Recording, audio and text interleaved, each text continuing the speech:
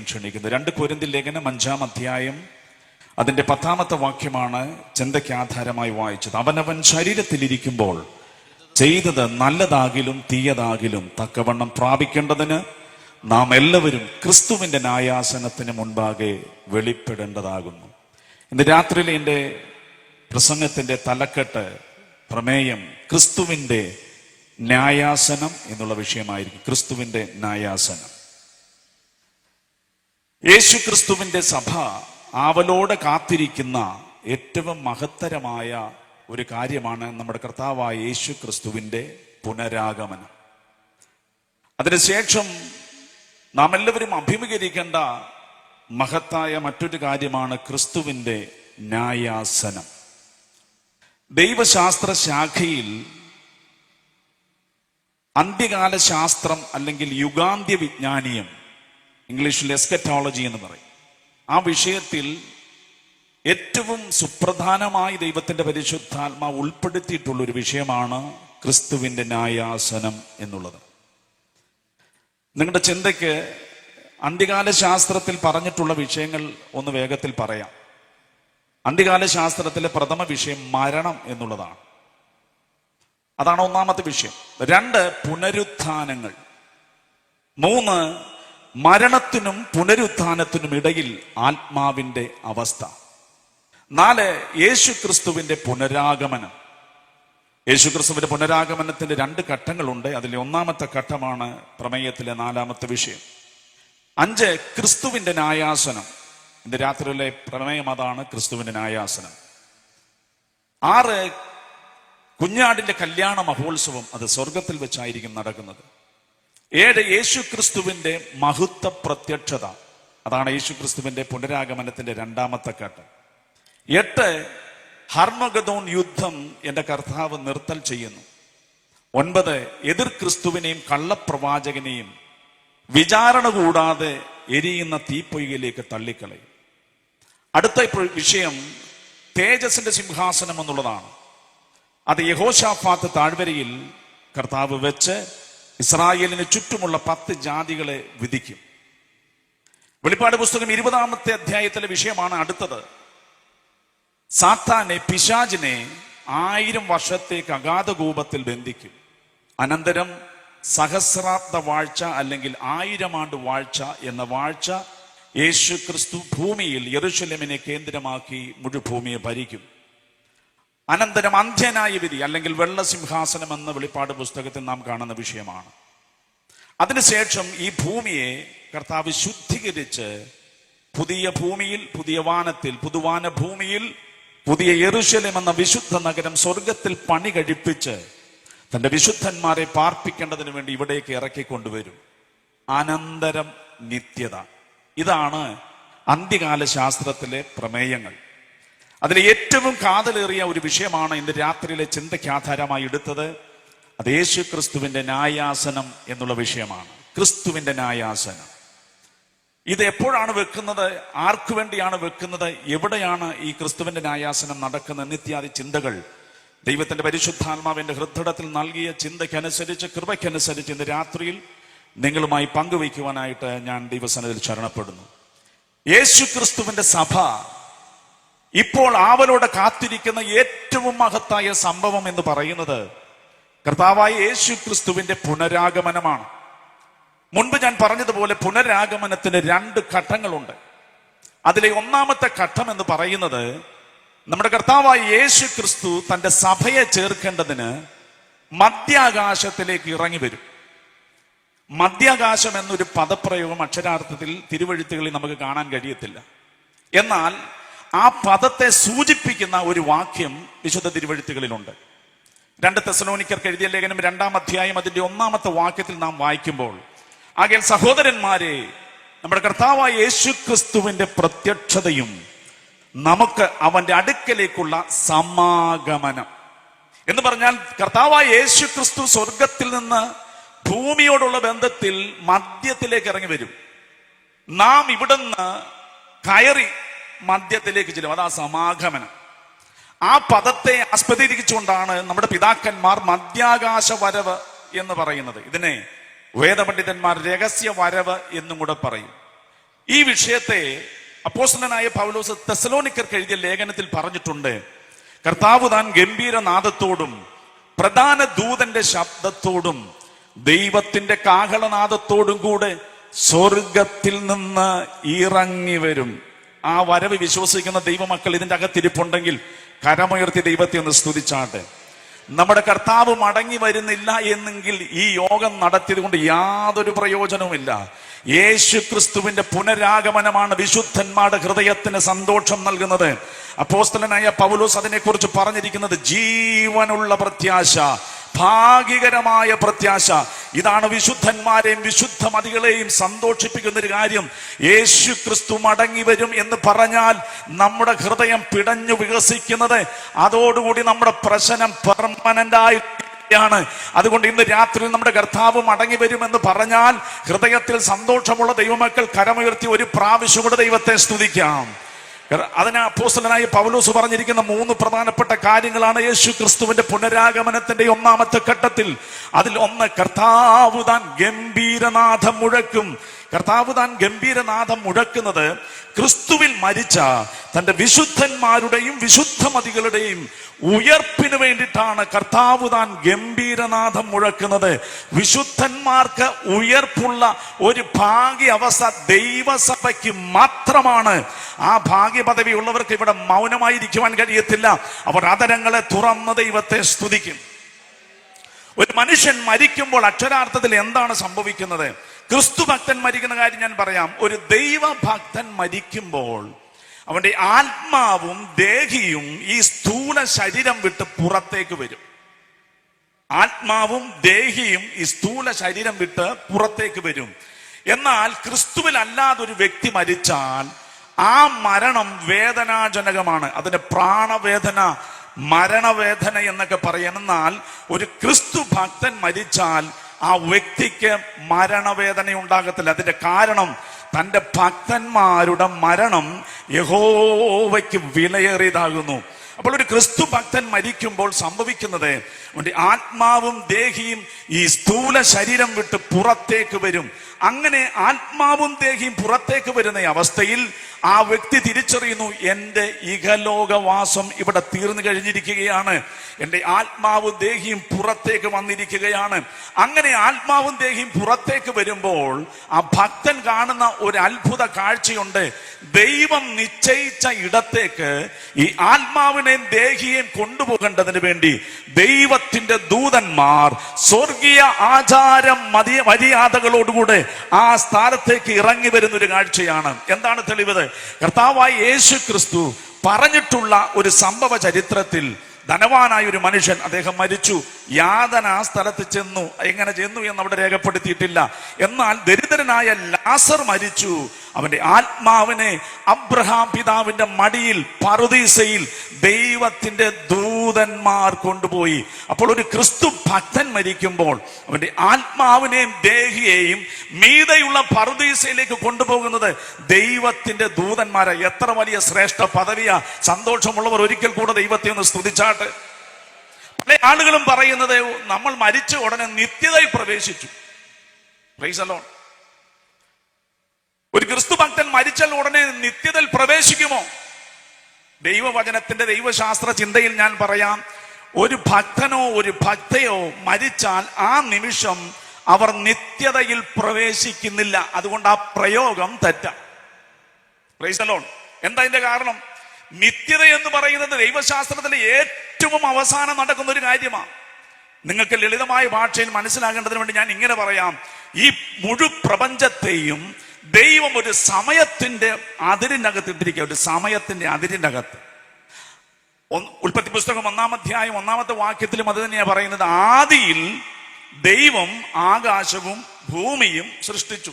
അപ്പോൾ ആദ്യം സൃഷ്ടിച്ച എന്താന്ന് ചോദിച്ചാൽ നമ്മൾ ചാടി പറയും ആകാശവും ഭൂമിയാണ്. പക്ഷെങ്കിൽ ആ വാക്യത്തെ വിശദമായി ഒന്ന് പരിശോധിച്ചു കഴിഞ്ഞാൽ ആദിയിൽ സൃഷ്ടിച്ചത് ആകാശവും ഭൂമിയല്ല, ആദ്യം സൃഷ്ടിച്ച ആദിയ. സ്തോത്രം. ഇൻ ദ ബിഗിനിങ്, ടൈമാണ് ആദ്യം സൃഷ്ടിച്ചത്.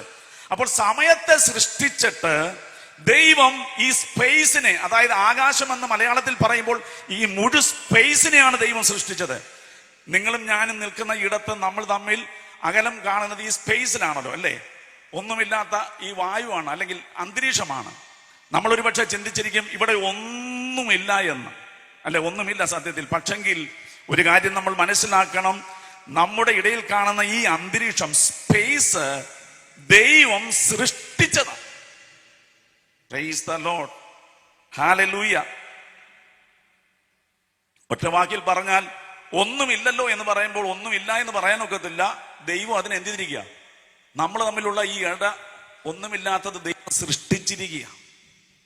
Price the Lord. അപ്പോൾ ദൈവം ഒന്നാമത് സൃഷ്ടിച്ചത് സമയത്തെയാണ്, രണ്ടാമത് സൃഷ്ടിച്ചത് ഈ മുഴു സ്പേസിനെയാണ്, മൂന്നാമത് സൃഷ്ടിച്ചതാണ് ഭൂമിയെ. ഇങ്ങനെയാണ് സൃഷ്ടിയുടെ ക്രമം. അപ്പോൾ ഈ സമയം സൃഷ്ടിച്ചത് ദൈവം നിത്യതയിൽ ഇരുന്നു കൊണ്ട് സമയത്തിനൊരു വൃത്താകൃതി വരച്ചു വന്നിരിക്കട്ടെ. ഒരുപക്ഷെ സമയത്തിന്റെ ഷെയ്പ്പ് അതായിരിക്കണമെന്നില്ല. പക്ഷെങ്കിൽ സമയത്തിനൊരു അതിര് വെച്ച് അതിനകത്ത് സ്പേസ് ഉണ്ടാക്കി അതിൻ്റെ അകത്താണ് ഈ സകല ജ്യോതിർഗോളങ്ങളെയും നക്ഷത്രങ്ങളെയും ഗാലക്സികളെയും എല്ലാം ദൈവം സൃഷ്ടിച്ചത്. ഈ സൃഷ്ടിപ്പ് നടത്തിയത് എങ്ങനെയാന്ന് ചോദിച്ചാൽ ഒറ്റ വാക്കിൽ ഉളവാക്കിയത്. Price the Lord. ദൈവം ഒറ്റ വാക്കിനാണ് ഈ മുഴുലോകത്തെയും ഉളവാക്കിയത്. അപ്പോൾ നിത്യതയിൽ പോകുക എന്ന് പറഞ്ഞാൽ, സിമ്പിൾ ടേമിൽ പറഞ്ഞാൽ, ഈ സമയത്തിന് പുറത്തേക്ക് പോകുക, അതാണ് നിത്യതയിലേക്ക് പോകുക എന്ന് പറഞ്ഞാൽ. എന്നാൽ മരിക്കുന്ന ഒരു വ്യക്തി അപ്പോൾ തന്നെ നിത്യതയിലേക്ക് പോകുന്നില്ല. അതിനിടയിൽ ഒരുപാട് കാര്യങ്ങൾ സംഭവിക്കണം. പിന്നെ അവരെവിടേക്കാ പോകുന്നത്?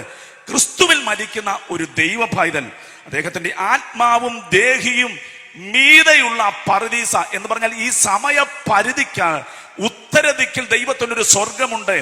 ആ സ്വർഗത്തിലേക്ക്, സമയത്തിന് പുറത്തല്ല, സമയത്തിനകത്തുത്തരദിക്കിലെ സ്വർഗത്തിൽ പറുദീസ എന്ന് പറഞ്ഞ് ക്രമീകരിച്ചിരിക്കുന്ന ഒരു വിശേഷമായ സ്ഥലമുണ്ട്. അവിടേക്ക് മാത്രമാണ് ഇപ്പോൾ ക്രിസ്തുവിൽ മരിക്കുന്നവരുടെ ആത്മാക്കൾ പോകുന്നത്. അവിടെ പോയി വിശ്രമിച്ച അനന്തരം ഇനി എത്രയോ കാര്യങ്ങൾ നടക്കാനിരിക്കുന്നു. പുതുവാന ഭൂമിയിൽ പുതിയ യെരൂശലേം എന്ന വിശുദ്ധ നഗരത്തിൽ നാം ഒരുമിച്ച് ദൈവത്തോടു കൂടെ വാണ അനന്തരം നാം ഒരുമിച്ചാണ് നിത്യതയിലേക്ക് പ്രവേശിക്കുന്നത്. ഇപ്പോൾ ആരും നിത്യതയിൽ പോകുന്നില്ല. അപ്പോൾ ആ പ്രയോഗം തെറ്റാണ് ദൈവശാസ്ത്രപരമായി. അപ്പോൾ ക്രിസ്തുവിൽ മരിക്കുന്ന ഒരു വ്യക്തി അവൻ ശരീരം വിട്ട് പുറത്തേക്ക് വരുമ്പോൾ അവർ തിരിച്ചറിയുന്നു അവരുടെ ഇഹലോകവാസം ഇവിടെ തീർന്നിരിക്കുകയാണ്. അവരെ എതിരേക്കേണ്ടതിന് വേണ്ടി ദൈവം സ്വർഗീയ ആചാര മര്യാദകളോടുകൂടി തന്റെ ദൂതന്മാരെ അവിടെ ഇറക്കി നിർത്തിയിട്ടുണ്ട്. ഒരിക്കൽ ഭക്തനായ ഒരു മനുഷ്യൻ തന്റെ മരണക്കിടക്കയിൽ, രോഗക്കിടക്കയിൽ ഇങ്ങനെ കിടക്കുകയാണ്.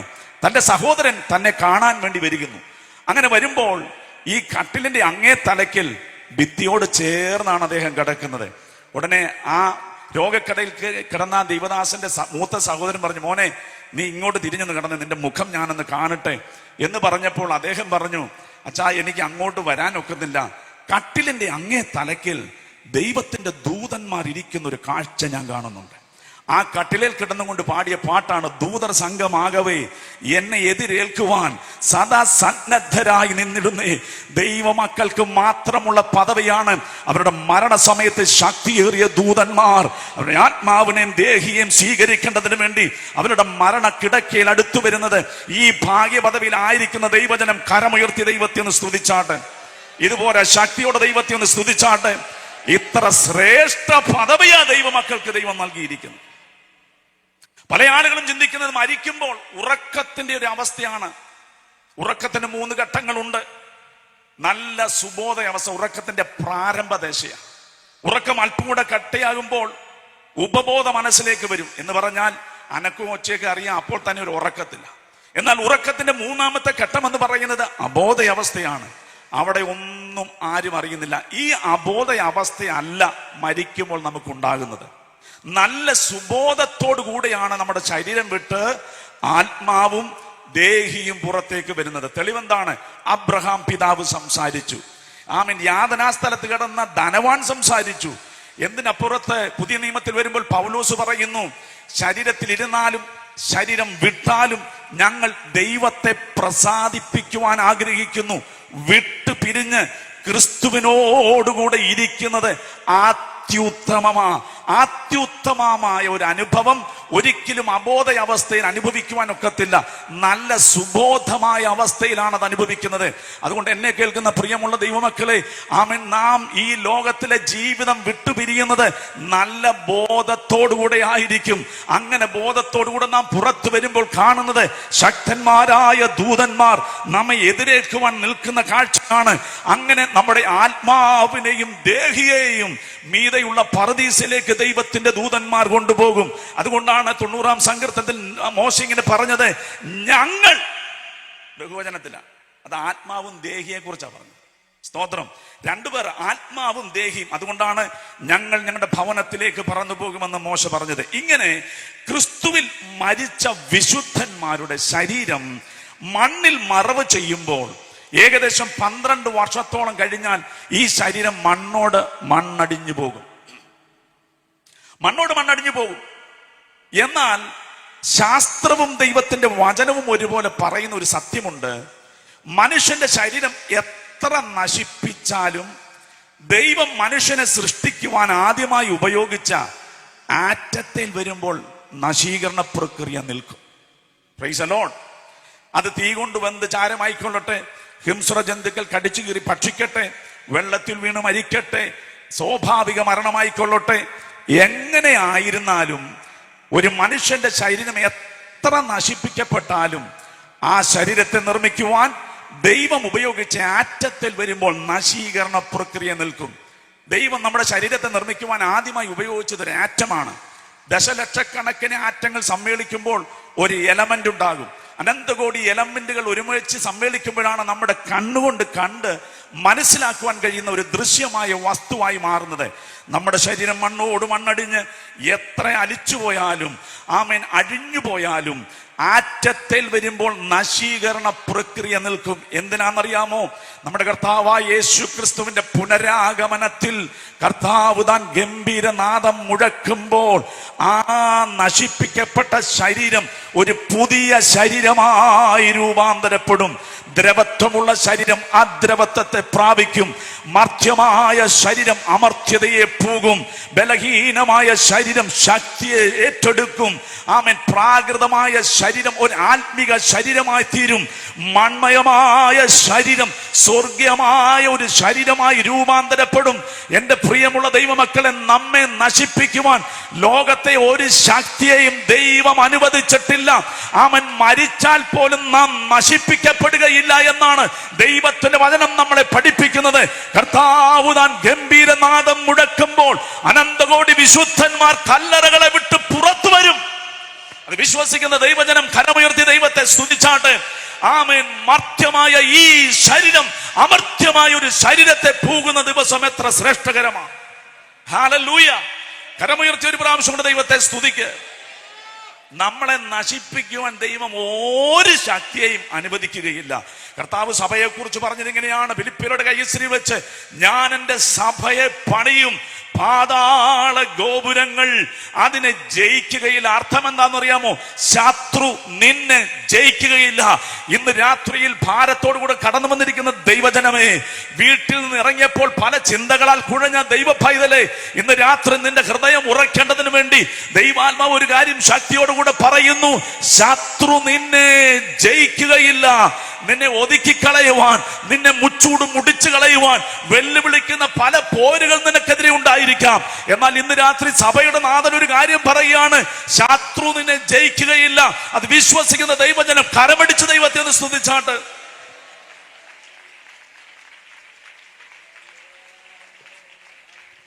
ഓ ഹല്ലേലൂയ, ഹല്ലേലൂയ, ഹല്ലേലൂയ, ഹല്ലേലൂയ. ശത്രു നിന്നെ ജയിക്കുകയില്ല. എത്രയോ സാമ്രാജ്യങ്ങൾ എഴുന്നേറ്റു, എത്രയോ സാമ്രാട്ടുകൾ എഴുന്നേറ്റു. ഈ മാർഗത്തെ മുടിച്ചു കളയുവാൻ പലവിധ വെല്ലുവിളികൾ പല ഇടത്തുനിന്ന് വന്നു. വെല്ലുവിളിച്ചവരെല്ലാം മുച്ചൂട് മുടിഞ്ഞു പോയപ്പോൾ ദൈവസഭ ഇന്നും സൂര്യ ശോഭയോടുകൂടെ ലോകത്തുണ്ട്. അനന്തകോടി വിശുദ്ധന്മാർ 5 വൻകരകളിൽ നാം ഇപ്പോൾ ആരാധിച്ചു കൊണ്ടിരിക്കുന്നു. ആ കൂട്ടത്തിൽ കല്ലിയൂരും നമുക്ക് ഒരുമിച്ച് നമ്മുടെ ദൈവത്തെ ഉയർത്തുവാൻ ഭാഗ്യം നൽകിയല്ലോ. ആ കൃപകളെ ഓർത്തുകൊണ്ട് കരമുയർത്തി ഒരു പ്രാവശ്യം കൊണ്ട് ദൈവത്തെ സ്തുതിക്കാം. താവുതാൻ ഗംഭീരനാദം മുഴക്കുമ്പോൾ വിശുദ്ധന്മാർ ഉയർക്കും. 2, പ്രധാന ദൂതന്റെ ശബ്ദം മുഴക്കുന്നത് ദൈവസഭ മധ്യാകാശം വരെ എടുക്കപ്പെടേണ്ടതിന് ആകാശം മണ്ഡലങ്ങളിൽ ഒരു വഴി തുറക്കാനാണ്. Price the Lord. പ്രധാന ദൂതന്റെ ശബ്ദം നമുക്ക് കടന്നു പോകുവാൻ ഒരു വഴി തുറക്കുകയാണ്. എന്തുകൊണ്ടാണ് ഒരു വഴി തുറക്കേണ്ടതിന്റെ ആവശ്യം? ദൈവസഭയ്ക്കെതിരായി നിൽക്കുന്ന ചതുർവിധ ശക്തികൾ, 1 വാഴ്ചകൾ, 2 അധികാരങ്ങൾ, 3 ഈ അന്ധകാരത്തിന്റെ ലോകാധിപതികൾ, 4 സ്വർലോകങ്ങളിലെ ദുഷ്ടാത്മസേന. ഇതിന്റെ ലീഡർഷിപ്പിലാണ് സാത്താൻ നിൽക്കുന്നത്. അപ്പോൾ ചതുർവിധ ശക്തികളാണ് നമുക്കെതിരെയുള്ളത്. അതിലെ 4ാമത്തെ ഘടകമായ സ്വർലോകങ്ങളിലെ ദുഷ്ടാത്മസേന ദൈവസഭയുടെ കടന്നുപോക്കിന് തടസ്സമുണ്ടാകാതിരിക്കുവാൻ പ്രധാന ദൂതൻ ഇങ്ങോട്ട് ഇറങ്ങി വന്നിട്ട് അവന്റെ കൽപ്പനയാൽ ഈ ആകാശ മണ്ഡലങ്ങളിൽ ദൈവസഭയ്ക്ക് ഒരു വഴി തുറക്കും. സ്തോത്രം. ഇന്ന് രാത്രി അത് പറയുമ്പോൾ എനിക്ക് സന്തോഷമുണ്ട്. ഇത് യേശു ക്രിസ്തുവിന്റെ പുനരാഗമനത്തിൽ മാത്രമല്ല വഴി തുറക്കുന്നത്, വഴി ഇന്നും തുറക്കും. ഹല്ലേലൂയ. നിന്റെ ജീവിതത്തിൽ നേരെ കൊട്ടി അടച്ച വാതിലുകൾ, നിന്റെ തലമുറകളുടെ മുൻപിൽ കൊട്ടി അടയ്ക്കപ്പെട്ട വഴികൾ, നിന്റെ ശുശ്രൂഷയുടെ മുൻപിൽ അടഞ്ഞുപോയ ചില വാതിലുകൾ തുറക്കുവാൻ എന്റെ ദൈവം ഇന്നും പ്രാപ്തനാണ്. ഒരുപക്ഷെ ഈ രാത്രി നാം ഒരുമിച്ച് ദൈവത്തെ ആരാധിച്ചുകൊണ്ടിരിക്കുമ്പോൾ, ദൈവത്തെ മഹത്വപ്പെടുത്തിക്കൊണ്ടിരിക്കുമ്പോൾ, വഴി തുറക്കേണ്ടുന്ന ഇടത്ത് ദൈവം ചില വഴികൾ തുറന്നുകൊണ്ടിരിക്കുകയാണ്. സഭ ശ്രദ്ധയോടുകൂടെ പ്രാർത്ഥിച്ചപ്പോൾ അകത്തളങ്ങളിൽ ബന്ധിച്ച പത്രോസിനെ മനുഷ്യന്റെ കരം ചെന്നെത്തി സഹായിക്കുവാൻ കഴിയാതിരിക്കുമ്പോൾ ദൈവത്തിന്റെ ദൂതൻ അനായാസമായി നടന്നു ചെല്ലുകയാ. ഇന്ന് രാത്രിയിൽ നിന്റെ ഒരു അസാധ്യവും ദൈവത്തിന് വിഷയമല്ല, നിന്റെ ഒരു പ്രശ്നങ്ങളും ദൈവത്തിന് വിഷയമല്ല. ദൈവത്തിന് കടന്നു ചെല്ലുവാൻ കഴിയാത്ത ഒരു മേഖലകളുമില്ല. നീ ഒരുപക്ഷെ ഇന്ന് രാത്രി ആത്മാർത്ഥമായി ദൈവത്തെ വിളിക്കുന്നുവെങ്കിൽ, ഇന്ന് രാത്രി നിന്റെ പ്രതികൂലങ്ങളുടെ നടുവിൽ നടകൊള്ളുന്ന ഒരു ദൈവം നിനക്ക് വേണ്ടി പന്തലിനകത്ത് ഇറങ്ങി വന്നിട്ടുണ്ട്. നിന്റെ അസാധ്യങ്ങളെ സാധ്യമാക്കുന്ന ഒരു ദൈവം, ഇല്ലാത്തതിനെ ഉള്ളതുപോലെ വിളിച്ചു വരുത്തുന്ന ഒരു ദൈവം ചില അത്ഭുതകരമായ മാർഗങ്ങൾ ഈ രാത്രി തുറക്കാൻ പോകുകയാണ്. വിശ്വസിക്കുന്നവർ ഒരുമിച്ച് അല്പസമയം ദൈവത്തെ സ്തുതിച്ചാട്ടെ. ആരും മൗനമായി ഈ പന്തലിനകത്തിരിക്കരുത്. അതരങ്ങളെ തുറന്ന് ഒരുമിച്ച് നാം ആരാധിക്കുമ്പോൾ അടയപ്പെട്ട ചില വഴികൾ തുറക്കട്ടെ. ആമേൻ. പത്രോസിന്റെ അകത്തളത്തിൽ ബന്ധിച്ച പത്രോസിനെ പുറത്തു കൊണ്ടുവരുവാൻ മനുഷ്യന്റെ കരം എത്താത്ത ഇടത്ത് ദൈവത്തിന്റെ ദൂതൻ കയറി ചെന്നു. ഇന്ന് ജീവിതത്തിൽ അങ്ങനെ ചിലത് സംഭവിക്കാൻ പോകുക. വിശ്വസിക്കുന്നവർ ഒരുമിച്ച് അല്പസമയം ദൈവത്തെ സ്തുതിച്ചാട്ട്. യേശുവിന്റെ രക്തത്താൽ ജയമെടുക്കുന്നു. കർത്താവ്, ഇതിന്റെ വചനത്തിന്റെ ശക്തിയാൽ ഞങ്ങൾ ജയമെടുക്കുന്നു. ഇന്ന് രാത്രിയിൽ ഞങ്ങളുടെ ജീവിതത്തിന് സമൂലമായ മാറ്റം ഉണ്ടാകേണ്ടതിന് നിന്റെ ചില പ്രവർത്തികൾ ഞങ്ങളുടെ മേൽ നടക്കണമേ. അല്പസമയം ഒരുമിച്ച് എല്ലാവരും ആരാധിച്ചാട്ടെ. കരങ്ങളെ ചേർത്തടിച്ച് അതരങ്ങളെ തുറന്ന് അല്പസമയം ദൈവത്തെ സ്തുതിച്ചാട്ടെ. ഈ രാത്രി ചില അത്ഭുതങ്ങൾ നടക്കട്ടെ.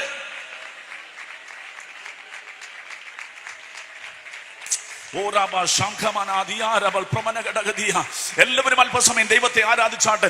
ഈ പന്തലിനകത്തിരിക്കുന്ന ദൈവജനം ഒരുമിച്ച് ദൈവത്തെ ആരാധിക്കുമ്പോൾ ദൈവം ചില അത്ഭുതങ്ങൾ നമ്മുടെ ജീവിതത്തിൽ ചെയ്യുകയാണ്, നമ്മുടെ കുടുംബങ്ങളിൽ മേൽ ചെയ്യുകയാണ്, നമ്മുടെ തലമുറകളിൽ മേൽ ചെയ്യുകയാണ്, നമ്മുടെ ശുശ്രൂഷ ഇടങ്ങളിൽ മേൽ ചെയ്യുകയാണ്. യേശുവിന്റെ രക്തം ജയം, യേശുവിന്റെ രക്തത്താൽ ജയമെടുക്കുന്നു. കർത്താവ്, നിന്റെ വചനത്താൽ ഞങ്ങൾ ഈ രാത്രിയിൽ ജയമെടുക്കുകയാണ്. ചില അത്ഭുതകരമായ വഴികൾ തുറക്കട്ടെ. ഈ രാത്രി ചില ബന്ധനങ്ങൾ അഴിയട്ടെ.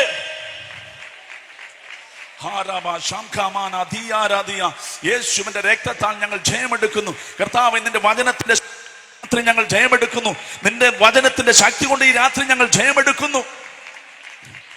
അകത്തളത്തിൽ ദൂതൻ കയറി ചെന്ന് പത്രോസിനെ വിളിച്ച് പുറത്തേക്ക് വന്നപ്പോൾ 1-ാം വാതിലും 2-ാം വാതിലും 3-ാമത്തെ വാതിലും തുറന്നതുപോലെ ചില വഴികൾ ഈ രാത്രിയിൽ തുറക്കട്ടെ. യേശുവിന്റെ രക്തത്താൽ ജയമെടുക്കുന്നു. ഇസ്രായേൽ മക്കൾ മിസ്രയീമിൽ നിന്ന് പുറപ്പെട്ടു വരുന്ന കാലത്ത് ചെങ്കടലിന്റെ കരയിൽ വന്നപ്പോൾ 850 അടി കനത്തിൽ കരിനീലിച്ചു വെള്ളം കിടക്കുക. വാഗ്ദത്ത ഭൂമിയിലേക്ക് കടക്കുവാൻ കഴിയാതെ 850 അടി കനത്തിൽ വെള്ളം കരിനീലിച്ച് കിടക്കുക. അവരോർത്തു വഴി തുറക്കത്തില്ല എന്ന്. അബ്രഹാമിനെ വിളിച്ച കാലത്തെ ഈ സമുദ്രത്തിനടിയിൽ വീണ്ടെടുക്കപ്പെട്ടവർ കടന്നു പോകേണ്ടത് ദൈവം വഴി ഒരുക്കി ഇട്ടിട്ടുണ്ട്. ഇന്ന് രാത്രി ഞാൻ പറയട്ടെ, നിന്റെ പ്രശ്നം എത്ര വലുതായാലും അതിന്റെ നടുവിൽ ദൈവത്തിനൊരു വഴിയുണ്ട്. അതിന്റെ നടുവിൽ ദൈവത്തിനൊരു വഴിയുണ്ട്. ഇന്ന് രാത്രി നീ അത് വിശ്വസിക്കുന്നുവെങ്കിൽ വഴി നീ കണ്ണുകൊണ്ട് കാണാൻ പോകുക. ആമേൻ, അദൃശ്യമായി നിന്റെ ആഗ്രഹത്തെ ദൃശ്യമായ അനുഗ്രഹമാക്കി മാറ്റുന്ന ദൈവം ഈ പന്തലിനകത്ത് കടന്നു വന്നിട്ടുണ്ട്. വഴി ഒന്നുമില്ല എന്ന് നീ പറയുമ്പോൾ ആമേൻ, ആ ചെങ്കടലിന്റെ നടുവിൽ അവർക്കെതിരെ വ്യാപരിച്ചു നിന്ന രഹബിനെ വെട്ടി ആമേൻ 1000 പേർ നിരനിരയായി നിന്നാൽ എത്ര വീതി വരുമോ അത്രയും വീതിയിൽ ചെങ്കടലിന്റെ ആമേൻ നടുവിൽ ആമേൻ ചെരുപ്പ് നനയാതെ ജനത്തെ അക്കരെ കടത്തിയെങ്കിൽ നിന്റെ ജീവിതത്തിന്മേൽ ഈ രാത്രിയിൽ ദൈവം ഒരു വഴി തുറക്കുവാൻ ആമേൻ കഴിയുമെന്ന് നീ വിശ്വസിച്ചാൽ നാളെ പ്രഭാതം നിനക്ക് തുറന്ന വഴിയിൽ കൂടെ നീ യാത്ര ചെയ്യുമെന്ന് ദൈവത്തിന്റെ പരിശുദ്ധാത്മാവ് ഇന്ന് രാത്രി നിന്നോട് ദൂത് വിളിച്ചറിയിക്കുക. ഏറ്റെടുക്കുന്നവർ അല്പസമയം ആത്മാവിൽ ദൈവത്തെ ഒന്ന് സ്തുതിച്ചാട്ട്. യേശുവിന്റെ അധികാരമുള്ള നാമത്തിൽ ജനത്തിന്മേൽ ഒരു വിടുതൽ ഇന്ന് രാത്രി ഞാൻ കൽപ്പിക്കുക.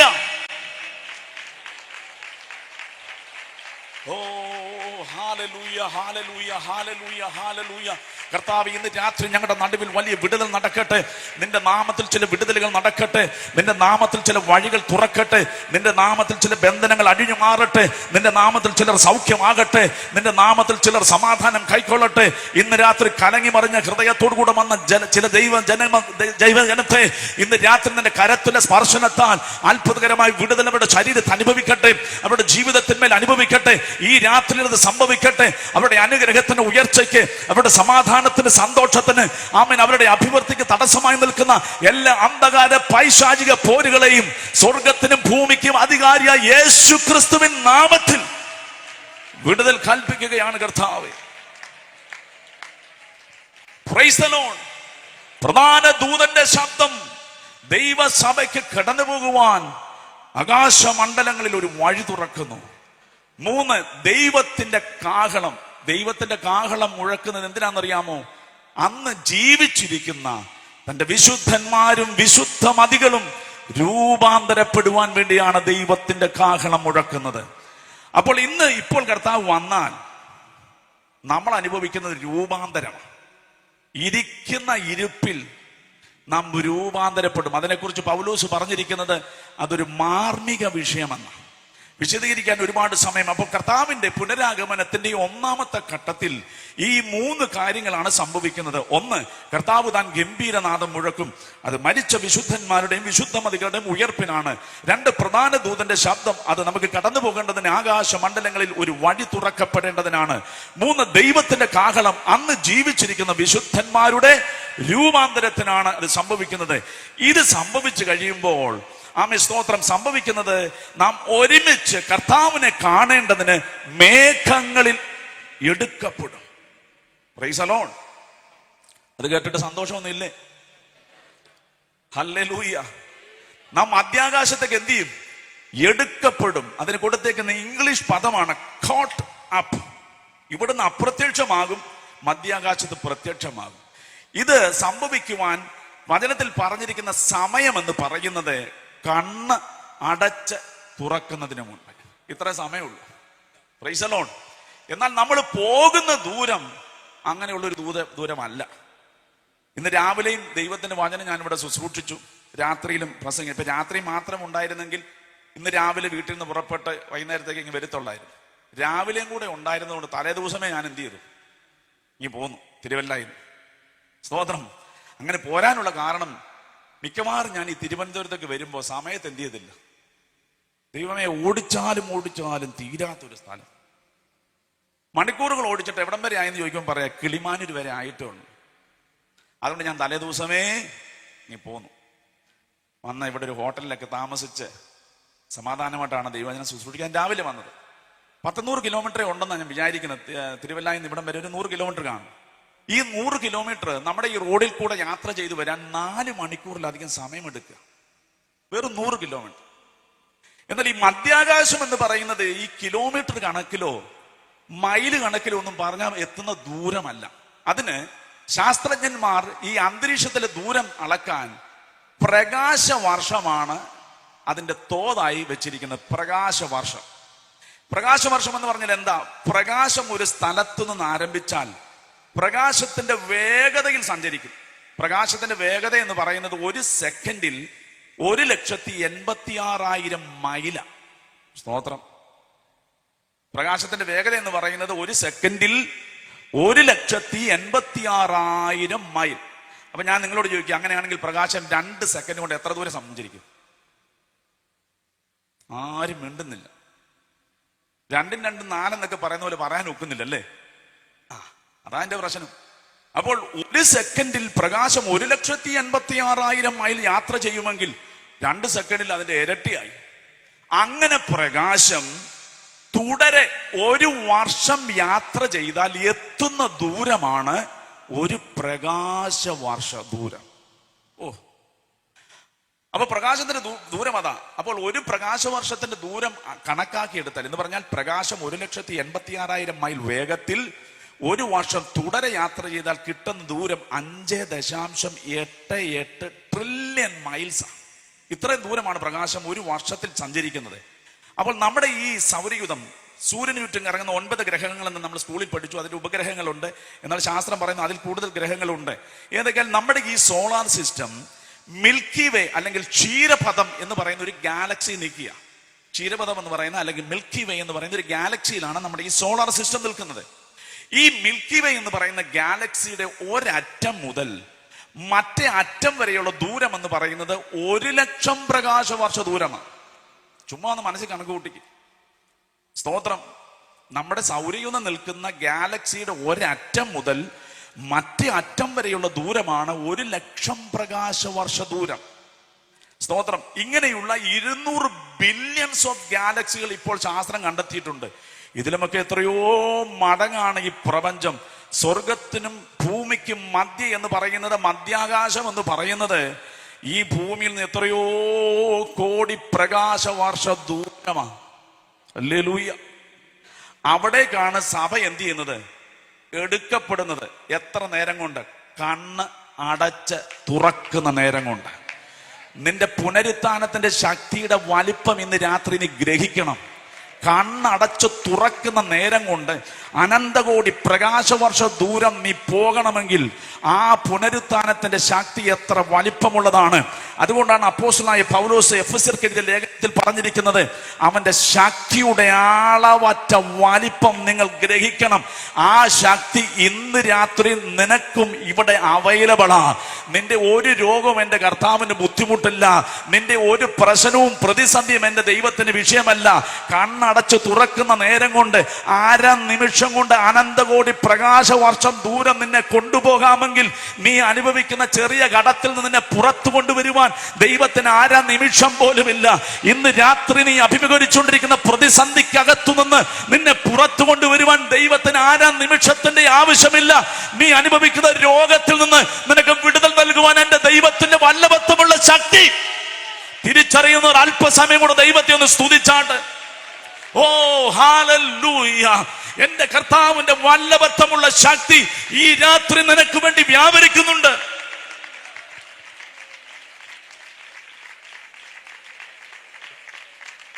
എല്ലാവരും അല്പസമയം ദൈവത്തെ ഒന്ന് സ്തുതിച്ചാട്ടെ. ചില രോഗികൾ ഇന്ന് രാത്രി സൗഖ്യമാകട്ടെ.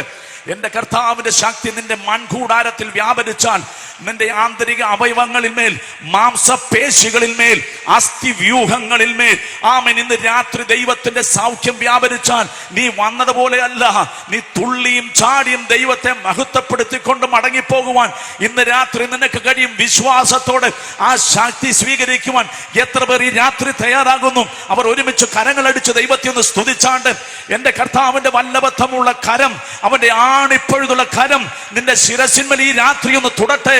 നിന്റെ ശരീരത്തിന് ഒരു അത്ഭുത സൗഖ്യം നൽകട്ടെ.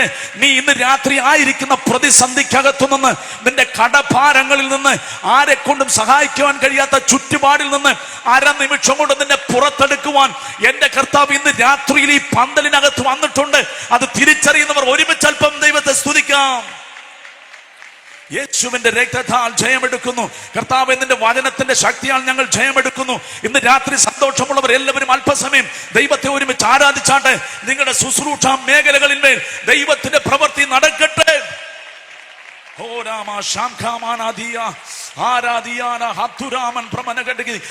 എല്ലാവരും ആത്മാവിൽ ആരാധിച്ചാട്ടെ. ഈ 5-ാമത് രാത്രിയിൽ ദൈവം ചില അത്ഭുതങ്ങൾ ഈ പന്തലിനകത്ത് ചെയ്യട്ടെ, ഈ ദേശത്തോട് ചെയ്യട്ടെ.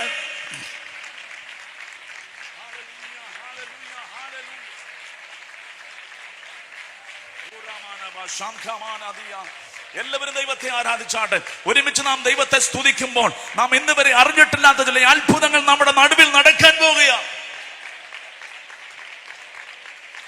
ഓരാദിയാണ്.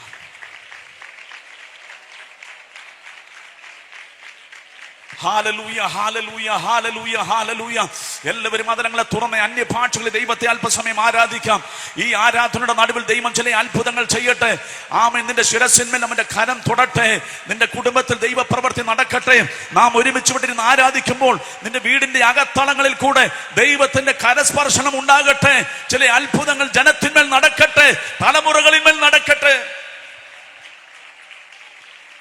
Glory to God. Hallelujah, hallelujah, hallelujah.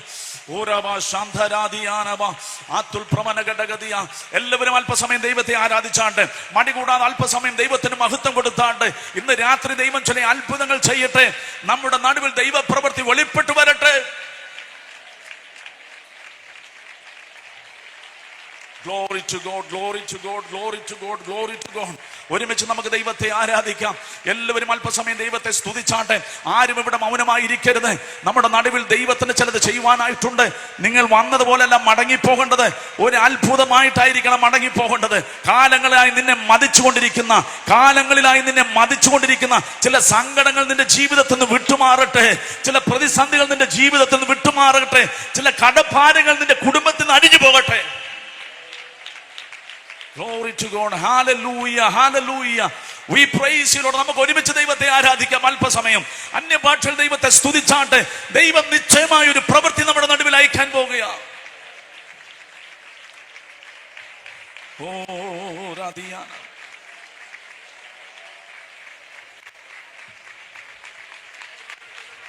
Glory to God. Hallelujah. ഒരുമിച്ച് അല്പസമയം ദൈവത്തെ സ്തുതിക്കാം. ഒരുമിച്ച് ദൈവത്തെ ആരാധിക്കാം. Glory to God, glory to God, glory to God, glory to God. Hallelujah. എല്ലാവരും അല്പസമയം ദൈവത്തെ സ്തുതിച്ചാട്ടെ. അതരങ്ങളെ തുറന്ന് ദൈവത്തിന് മഹത്വം കൊടുത്താട്ടെ. ആരും മൗനമായി ഇവിടെ ഇരിക്കരുത്. ഈ രാത്രി ദൈവത്തിന്റെ പ്രവൃത്തിയുടെ രാത്രിയാണ്. ഇന്ന് വരെ നീ അനുഭവിച്ചിട്ടില്ലാത്ത ചില അത്ഭുതം നിന്റെ കുടുംബത്തിൽ നടക്കുന്ന രാത്രിയാണ്. ഈ പന്തലിൽ നീ ആരാധിച്ചുകൊണ്ടിരിക്കുന്ന നിന്റെ കർത്താവ് കടന്നു വന്നിട്ടുണ്ട്. അവന്റെ കാൽപെരുമാറ്റം നിന്റെ ചെവിയിൽ കേൾക്കുന്നുവെങ്കിൽ ഇന്ന് രാത്രി അല്പസമയം നമുക്ക് ഒരുമിച്ച് ദൈവത്തെ സ്തുതിക്കാം. Oh, hallelujah. Oh, Jesus, hallelujah. We praise you, Lord. Hallelujah. Hallelujah, hallelujah, hallelujah, hallelujah, hallelujah.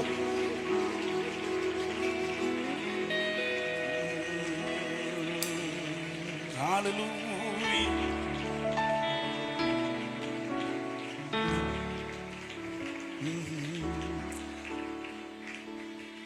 ലക്ഷ്യമതാണേ, എൻ ആശയതാണേ, എൻ ജീവനാഥനെ ഞാനെന്നു കാണുമോ. ലക്ഷ്യമതാണേ, എൻ ആശയതാണേ, എൻ ജീവനാഥനെ ഞാനെന്നു കാണുമോ.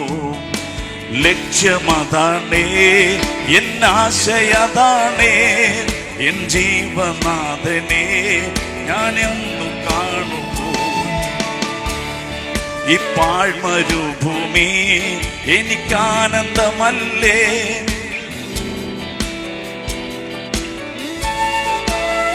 ഓ ഈ പാഴ്മരുഭൂമി എനിക്കാനന്ദമല്ലേ. സിയോൻ പുരിയതോ അധിക കാമ്യമേ, എന്നു ചെന്നു ഞാൻ വീട്ടിൽ ചേരുമോ. എന്നു ചെന്നു ഞാൻ എൻ വീട്ടിൽ ചേരുമോ. അന്നു തീരുമേ ഈ പാരിൻ ദുരിതം, അന്നു തീരുമേ ഈ പാരിൻ ദുരിതം. ലക്ഷ്യമതാണേ, എൻ ആശയതാണേ, എൻ ജീവനാഥനെ ഞാനെന്നു കാണുമോ. ഓ ലക്ഷ്യമതാണേ, എൻ ആശയതാണേ, എൻ ജീവനാഥനെ ഞാനെന്നു കാണുമോ. ആ പാട്ടിന്റെ വരികൾ ഓർന്നപ്പോ ഞാൻ പാടിപ്പോയത്.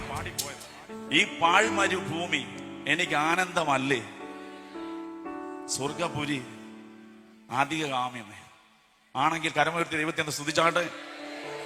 സ്തോത്രാഴ്ചയ്ക്ക് വേണ്ടി സമയം ഒരുക്കുന്നു. തുടർന്ന് ദൈവത്തിന്റെ വചനം സൂക്ഷിക്കുന്നതായിരിക്കും.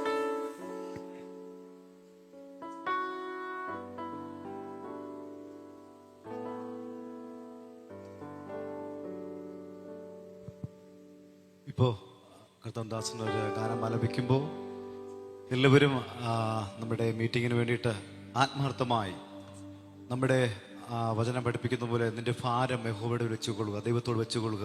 ഇന്ന് നമ്മുടെ ഭാരം ഇറക്കി വെച്ച് സന്തോഷത്തോടെ മടങ്ങി പോകാൻ നമ്മൾ വന്നിരിക്കുന്നത്. അങ്ങനെയെങ്കിൽ നമ്മുടെ ജീവിതത്തിലല്ല, നമ്മുടെ കയ്യിലും നമ്മുടെ പേഴ്സിലും ഒക്കെ കൊണ്ടുവന്ന ഭാരങ്ങൾ ഇന്ന് ഇവിടെ വരുന്ന ബോക്സിൽ നിങ്ങൾ ഇറക്കി വെച്ച് മടങ്ങി പോകണം. Praise the lord, hallelujah. Amen. സന്തോഷത്തോടെ നിങ്ങൾ ദൈവത്തിന് കൊടുക്കുക. നിങ്ങളുടെ എളിയ പ്രവർത്തനങ്ങളാണ്. നിങ്ങളുടെ സഭയെ, ഞങ്ങളുടെ കൺവെൻഷനെ, ഞങ്ങളുടെ പ്രസ്ഥാനത്തൊക്കെ സ്നേഹിക്കുന്ന ദൈവമക്കളാണ്. അതുകൊണ്ട് പറയേണ്ട ആവശ്യമില്ല. നിങ്ങൾ നല്ല കാര്യങ്ങളും ചെയ്യും എന്ന് ഞങ്ങൾ വിശ്വസിക്കുന്നു. എല്ലാവരും മനസ്സ് തുറന്ന് നിങ്ങളുടെ പേഴ്സുകൾ തുറന്ന് നല്ലൊരു ഓഫറിങ്സ് നിങ്ങൾ കൊടുക്കുക. ദൈവം അനുഗ്രഹിക്കട്ടെ.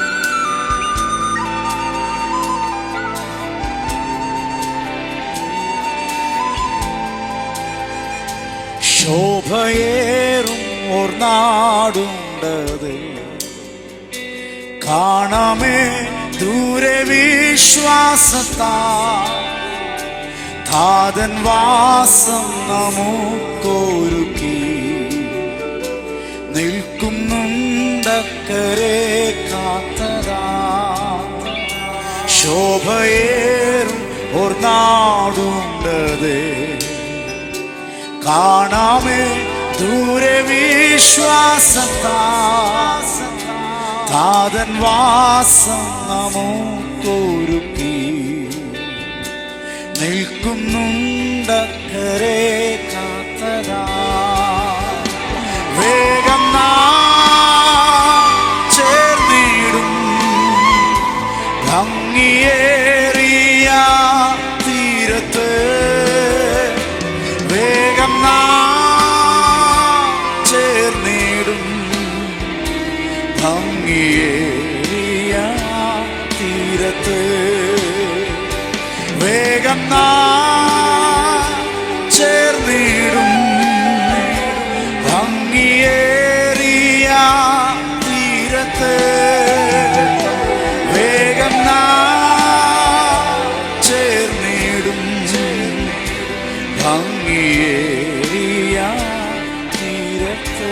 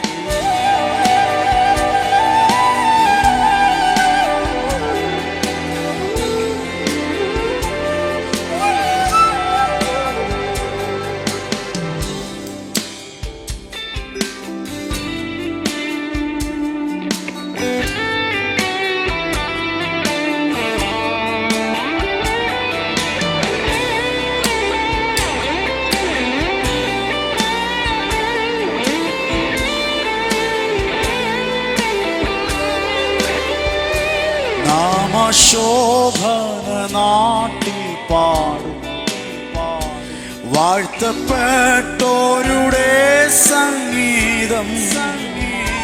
ഖേദം രോദനമങ്ങില്ലല്ലോ നിത്യം സൗഭാഗ്യമാത്മാക്കൾക്ക്. നാമശോഭന നാട്ടിൽ പാടും വാഴ്ത്തപ്പെട്ടോരുടെ സംഗീതം. ഖേദം രോധനമങ്ങില്ലല്ലോ, നിത്യം സൗഭാഗ്യമാത്മാക്കൾക്ക്. രണ്ട് കരങ്ങളും ഉയർത്തി വേഗം ചേർന്നിടും ഭംഗിയേറിയ ആ തീരത്ത്. വേഗം ചേർന്നിടും ഭംഗിയേറിയ തീരത്ത്. വേഗം ചേർന്നിടും ഭംഗിയേറിയ തീരത്ത്. വേഗം ചേർന്നിടും ഭംഗിയേറിയ തീരത്ത്. പാരി പാർക്കുമൽപായുസ് ഭാരങ്ങളധികം വേണ്ടിനി.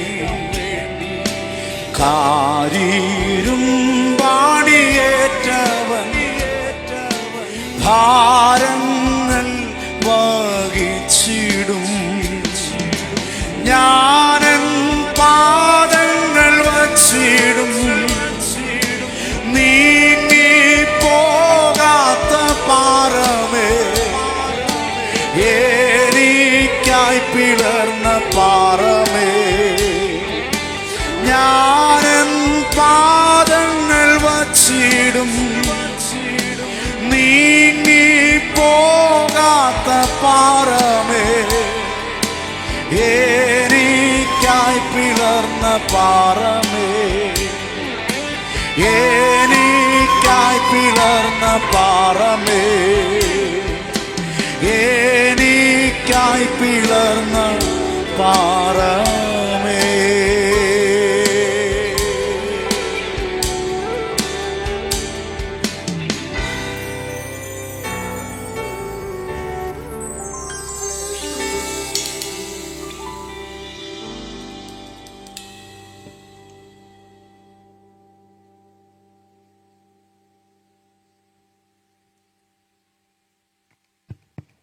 നമ്മുടെ കരമുയർത്തി ഒരു പ്രാവശ്യം കൂടെ ദൈവത്തെ സ്തുതിച്ചാട്ടെ. ശക്തിയോടെ ഒരു പ്രാവശ്യം കൂടെ. വളരെ അനുഗ്രഹിക്കപ്പെട്ട പാട്ടിനായി ഞാൻ ദൈവത്തെ സ്തുതിക്കുന്ന കർത്താവിന്റെ ദാസനെ അനുഗ്രഹിക്കുമാറാകട്ടെ. അപ്പോൾ കർത്താവായ യേശു ക്രിസ്തുവിന്റെ പുനരാഗമനത്തിൽ സംഭവിക്കുന്ന ഈ 3 കാര്യങ്ങൾ, കർത്താവ് താൻ ഗംഭീരനാദത്തോടെ പ്രധാന ദൂതന്റെ ശബ്ദത്തോട് ദൈവത്തിന്റെ കാഹളനാദത്തോടു കൂടെ ഇറങ്ങി വരുമ്പോൾ ക്രിസ്തുവിൽ മരിച്ച വിശുദ്ധന്മാർ മുമ്പേ അനശ്വരരായി ഉയർത്തെഴുന്നേൽക്കും. ക്രിസ്തുവിൽ ജീവിച്ചിരിക്കുന്ന തന്റെ വിശുദ്ധ വംശം രൂപാന്തരപ്പെട്ട് നാം ഒരുമിച്ച് നമ്മുടെ കർത്താവിനെ കാണേണ്ടതിന് മേഘങ്ങളിൽ എടുക്കപ്പെടും. അങ്ങനെ നാം മേഘങ്ങളിൽ എടുക്കപ്പെടുമ്പോൾ മധ്യാകാശത്ത് ചെന്ന് നാം ചേരും. അവിടെ നാം നമ്മുടെ കർത്താവിനെ അഭിമുഖമായി കാണുവാനായിട്ടിടയായി തീരും. ഇതുവരെ നാം കണ്ട് അല്ല ദൈവത്തെ ആരാധിക്കുന്നത്, വിശ്വാസത്തിന്റെ കണ്ണുകളാലാണ്. വിശ്വാസത്താലാണ് നാം കർത്താവിനെ ആരാധിച്ചു കൊണ്ടിരിക്കുന്നത്. അന്യരുടെ കണ്ണുകൊണ്ടല്ല, നാം നമ്മുടെ സ്വന്തം കണ്ണുകൊണ്ട് നമ്മുടെ കർത്താവിനെ അഭിമുഖമായി കാണാൻ പോകുക. പ്രത്യാശ നൽകുന്ന ദൈവമക്കൾ ഒരു പ്രാവശ്യത്തോടെ കരമുയർത്തി ദൈവത്തെ സ്തുതിച്ചാട്ട്. അക്ഷരാർത്ഥത്തിൽ കർത്താവിനെ നാം അന്നാണ് കാണുന്നത്. പൂർണ്ണ രൂപത്തിൽ മധ്യാകാശത്ത് വെച്ച് നാം അവനെ കാണും. അങ്ങനെ നാം കർത്താവിനെ കണ്ടു കഴിയുമ്പോൾ ആമേ സ്തോത്രം, സന്തോഷമുള്ള ദൈവമക്കൾ അവിടെ ചാടി നൃത്തം ചെയ്ത് ദൈവത്തെ ആരാധിക്കും. നൃത്തം ചെയ്ത് ദൈവത്തെ എന്ത് ചെയ്യും? സന്തോഷത്തിന്റെ പ്രത്യക്ഷമായ ലക്ഷണം മുഖത്തൊരു ചിരിയല്ലേ? ചിരിക്കുന്ന ആൾക്കാർ കുത്തി വീർത്താണ് ഇരിക്കുന്നത്. സന്തോഷമുള്ള ആൾക്കാർ, പുള്ളിക്ക് ഭയങ്കര സന്തോഷം, പക്ഷെ കുത്തി വീർത്തായിരിക്കുന്നത്. അത് ഒക്കുവോ? ഹൃദയത്തിൽ സന്തോഷമുണ്ടെങ്കിൽ മുഖത്ത് ഒരു ചിരി വരും. കർത്താവിനെ കാണുമ്പോൾ നമുക്ക് ചുമ്മാ ചിരിച്ചോണ്ട് നിൽക്കാൻ നോക്കുമോ? നൃത്തം ചെയ്ത് ദൈവത്തെ ആരാധിക്കാൻ നോക്കുമോ? എന്തായിരിക്കും നമ്മൾ ചെയ്യുന്നത്? കർത്താവിനെ കണ്ട മാട്ടിൽ ഇങ്ങനെ കൈയൊക്കെ കെട്ടി ഒത്തിരി നാളായിട്ട് കാണാൻ ആഗ്രഹിച്ചുകൊണ്ടിരിക്കുമായിരുന്നു, ഇങ്ങനെ ആയിരിക്കുമോ? മിക്കവാറും മലയാളികളായ നമ്മൾ അങ്ങനെ ആകാനാ സാധ്യത. കാരണം നമ്മൾ കൂടിപ്പോയാൽ ഇങ്ങനെ കയ്യൊന്ന് ഉയർത്തും, സ്തോത്രം പറയും. പിന്നെ കർത്താവിന്റെ ദാസം മുൻപേ പറഞ്ഞ് കരം ഉയർത്തി തലയ്ക്ക് മുകളിലൊന്നും അടിക്കാൻ പറഞ്ഞു, അതും ചെയ്തു. അതിനപ്പുറത്തോട്ടൊന്നും നമ്മുടെ ആ ശൈലി ഒത്തുവരത്തില്ല. എന്നാൽ ഞാൻ പറയട്ടെ, ആഫ്രിക്കയിൽ നിന്നും ലാറ്റിൻ അമേരിക്കയിൽ നിന്നും വിദേശ രാജ്യങ്ങളിൽ നിന്നുമൊക്കെ കടന്നു വരുന്ന ദൈവമക്കൾ കർത്താവിനെ കണ്ട മാത്രയിൽ അവർ കുതിച്ചു ചാടി നൃത്തം ചെയ്ത് ദൈവത്തെ ആരാധിക്കും. അതൊന്ന് ഓർത്ത ഹൃദയത്തിൽ കൂടെ. പെട്ടകം ബാലയഹൂദയിൽ നിന്ന് യെരൂശലേമിലേക്ക് വന്നപ്പോൾ പെട്ടകം യഹോശാഫാത്ത് താഴ്വരയിൽ കിദ്രോൻ തോട് വഴി ആ ഗെദസമന തോട്ടത്തിന് അരികിലുള്ള ഒറ്റയടി പാതയിൽ കൂടെ പുരോഹിതന്മാർ പെട്ടകം ചുമന്നിങ്ങനെ വന്നപ്പോൾ ദാവീദിന് പിടിച്ചു നിൽക്കുവാൻ കഴിഞ്ഞില്ല. പറഞ്ഞിരിക്കുന്ന ഇങ്ങനെ വൃത്തത്തിൽ നടനം ചെയ്തെന്ന, വൃത്തത്തിൽ നടനം ചെയ്തു വന്ന നാം നമ്മുടെ കർത്താവിനെ കാണുമ്പോൾ നമ്മുടെ കാലുകൾ തുള്ളിച്ചാടി നമ്മുടെ ആത്മരക്ഷകനെ കാണാൻ നാം പോകുകയാ. അത് ഹൃദയത്തിൽ ഭരിക്കുന്ന ദൈവജനം ഒരുമിച്ച് ദൈവത്തെ ഒന്ന് സ്തുതിച്ചാണ്ട് നാം നമ്മുടെ നൃത്തത്താൽ നമ്മുടെ കർത്താവിനെ സ്തുതിക്കാൻ പോകുകയാ. നന്ദിയോടെ ദൈവത്തെ സ്തുതിച്ചാണ്ട് ദൈവമക്കളെ, നമ്മുടെ ഹൃദയത്തിൽ സന്തോഷം നൽകുന്ന കാര്യമല്ല ഞാൻ ഈ പറഞ്ഞത്. ആഫ്രിക്കയിൽ നിന്നും ലാറ്റിൻ അമേരിക്കയിൽ നിന്നും മറ്റ് രാജ്യങ്ങളിൽ വന്നവർ നൃത്തം ചെയ്ത് ദൈവത്തെ ആരാധിക്കുമ്പോൾ മലയാളികളായി നാം ചിരിച്ചും ഇങ്ങനെയൊക്കെ വെച്ചോണ്ട് നിൽക്കും.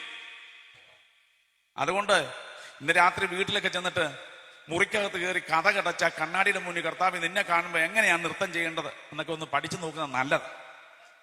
സ്തോത്രം, ഹല്ലേലൂയ. ഞാൻ ഇതൊക്കെ ഭാവനയിൽ കാണുമ്പോൾ ഞാൻ ഇങ്ങനെ ചിന്തിക്കാറുണ്ട്.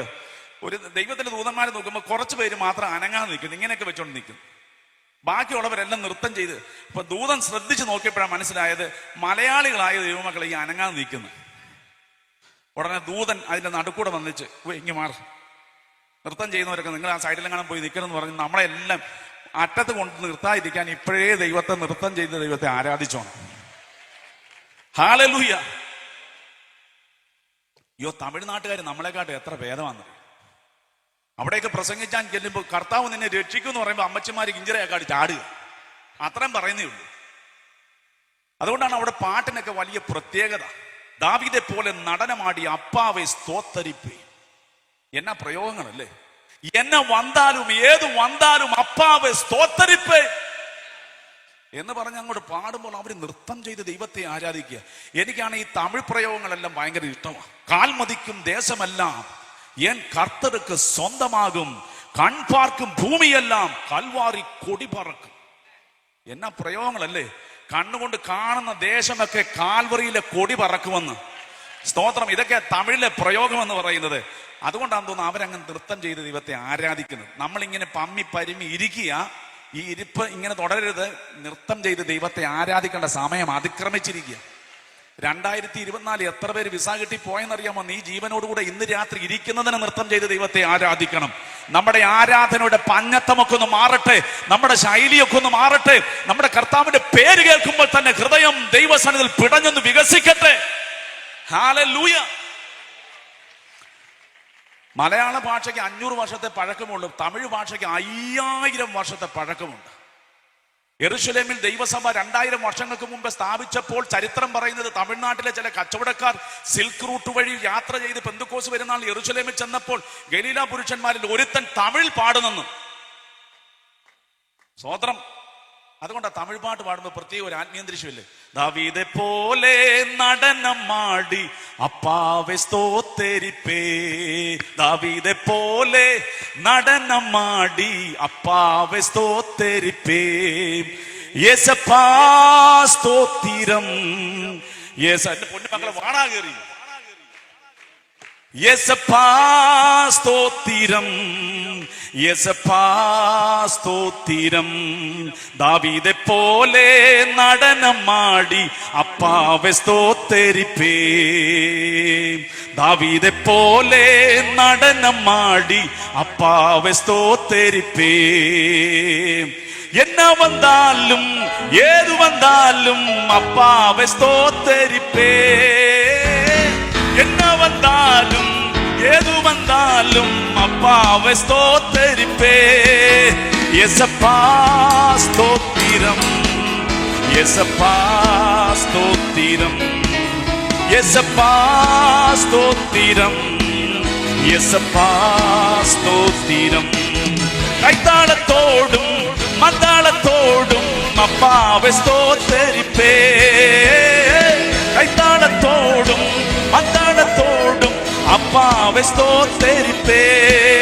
യേസപ്പാ സ്തോത്രം, യേസപ്പാ സ്തോത്രം, യേസപ്പാ സ്തോത്രം, യേസപ്പാ സ്തോത്രം.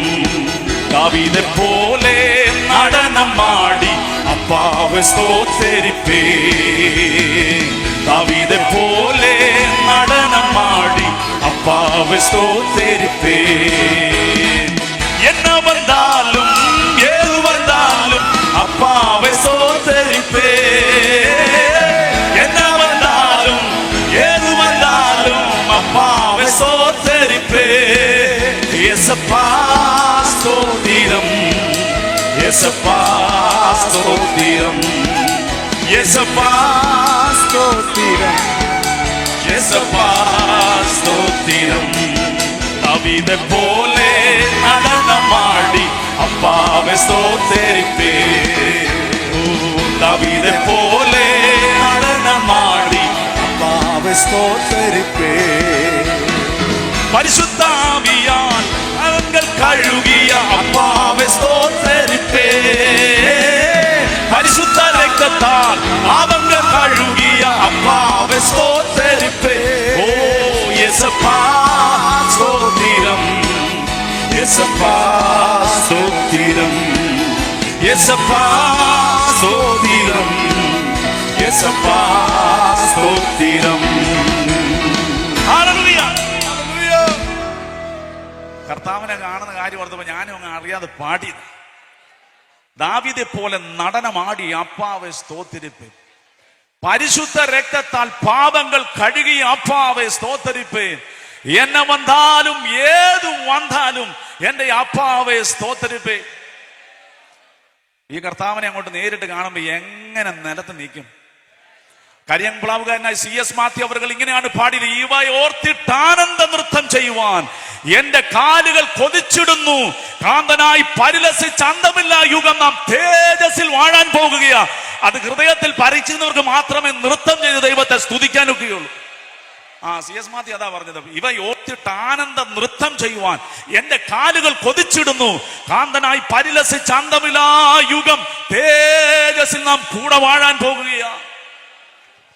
ഇത്രയും സന്തോഷമുള്ള കാര്യമാണ് പറഞ്ഞത്. പക്ഷെ പെട്ടെന്ന് രംഗം മാറുക, നമ്മുടെ വിഷയം അവിടോട്ട് വരിക. ചിരിയും സന്തോഷവും നൃത്തമൊക്കെ കഴിയുമ്പോൾ കർത്താവായ യേശു ക്രിസ്തുവിന്റെ പ്രഭുക്കന്മാർ അവിടെ ഒരു സിംഹാസനം വെക്കും. ആ സിംഹാസനത്തിന്റെ പേരാണ് ക്രിസ്തുവിന്റെ ന്യായാസനം. സ്തോത്രം. ക്രിസ്തുവിന്റെ ന്യായാസനം. നമ്മുടെ വിഷയത്തിലേക്ക് വന്നേ ഉള്ളൂ. സ്തോത്രം. ക്രിസ്തുവിന്റെ ന്യായാസനം. ക്രിസ്തുവിന്റെ ന്യായാസനം പ്രവചന വിഷയങ്ങളെ അടുക്കടുക്കായി പഠിച്ചു വന്നാൽ കുഞ്ഞാടിന്റെ കല്യാണ മഹോത്സവത്തിനോ മഹത്വ പ്രത്യക്ഷതയ്ക്കോ തേജസ്സിന്റെ സിംഹാസനത്തിലോ 1000 ആണ്ട് വാഴ്ചയിലോ പുതുവാന ഭൂമിയിലോ പുതിയ യെരൂശലേമിലല്ല ക്രിസ്തുവിന്റെ ന്യായാസനം വെക്കുന്നത്. പ്രവചന വിഷയം അടുക്കോടെ പഠിക്കുന്നവർക്കറിയാം ഈ മധ്യാകാശ വരവിന്റെ പ്രത്യേകതയും മധ്യാകാശ വരവും തന്നെ യേശു ക്രിസ്തുവിന്റെ ന്യായാസനമാണ് പ്രഥമ വിഷയം. അത് മധ്യാകാശത്ത് വെക്കുകയാണ്. ഈ മധ്യാകാശത്ത് വെക്കുമ്പോൾ അവിടെ നടക്കുന്ന 4 കൂട്ടം കാര്യങ്ങൾ വേഗത്തിൽ ഞാൻ പറയാം. ക്രിസ്തുവിന്റെ ന്യായാസനത്തിന്റെ മുൻപിൽ നടക്കുന്ന 4 കൂട്ടം കാര്യങ്ങൾ. ഒന്ന്, അവിടെ നടക്കുന്നത് ചട്ടം വെളിപ്പെടുത്തും. ചട്ടം വെളിപ്പെടുത്തും. എന്താണ് ചട്ടം?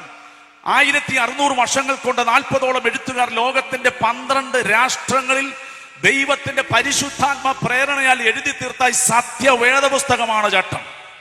കർത്താവായ യേശു ക്രിസ്തുവിന്റെ കൽപ്പനകളും അവൻ തന്റെ വിശുദ്ധ അപ്പോസ്തലന്മാരിൽ കൂടെ നമുക്ക് നൽകപ്പെട്ട അതിവിശുദ്ധ ഉപദേശമാണ് ചട്ടം. ആ ചട്ടം വെച്ചാ നമ്മൾ എന്ത് ചെയ്യുന്നത്? വിധിക്കാൻ പോകുന്നത്. പല ആളുകളും പറയുന്നത് കർത്താവ് വരും, ഞങ്ങൾ പോകും, അതോടുകൂടെ കാര്യം കഴിഞ്ഞ്. അങ്ങനെയല്ല. ഇതിനൊക്കെ ഒരു ക്രമമുണ്ട്. ദൈവ മക്കൾക്കും ഒരു ന്യായവിധിയുണ്ട്. നമ്മൾ വിചാരിക്കും നമുക്ക് കുഴപ്പമൊന്നുമില്ല, കർത്താവ് വന്നു കഴിഞ്ഞാൽ പിന്നെ അതോടുകൂടെ പ്രശ്നം തീരുകയാണ് എന്ന് വിചാരിച്ചിരിക്കുന്നതോട് ഞാൻ പറയട്ടെ, നമുക്കും എന്തുണ്ട്? ന്യായവിധിയുണ്ട്. പക്ഷേ ആ വാക്കിനെ പലരും തെറ്റിദ്ധരിച്ചിട്ടുണ്ട്. ന്യായവിധി എന്ന വാക്കിനെ പിരിച്ചു പഠിച്ചാൽ അർത്ഥം മനസ്സിലാക്കും, ന്യായമായ വിധി. നമുക്കെന്തുണ്ട്? ന്യായവിധിയുണ്ട്. ന്യായമായ വിധി നമുക്കുണ്ട്. അതിനായി ക്രിസ്തുവിന്റെ ന്യായാസനത്തിന് മുൻപ് നിൽക്കുന്നത്. അവിടുത്തെ ഒന്നാമത്തെ വിഷയമാണ് ചട്ടം വെളിപ്പെടുത്തും. തീമോഥെയോസിന് എഴുതിയ ലേഖനത്തിൽ അപ്പോസ്തലനായ പൗലോസ് പറഞ്ഞിരിക്കുന്നു, ഒരുത്തൻ മല്ല് കെട്ടിയാൽ ചട്ടപ്രകാരം മല്ല് കെട്ടുന്നില്ല എങ്കിൽ കിരീടങ്ങളെ പ്രാപിക്കുന്നില്ല. എന്ന് പറഞ്ഞാൽ വിശ്വാസ ജീവിതം എന്ന് പറയുന്നത് ചട്ടപ്രകാരമുള്ള മല്ലുകെട്ടാണ്. Praise the lord. ക്രിസ്ത്യ ജീവിതം എന്ന് പറയുന്നത് ചട്ടപ്രകാരമുള്ള മല്ലുകെട്ടാണ്.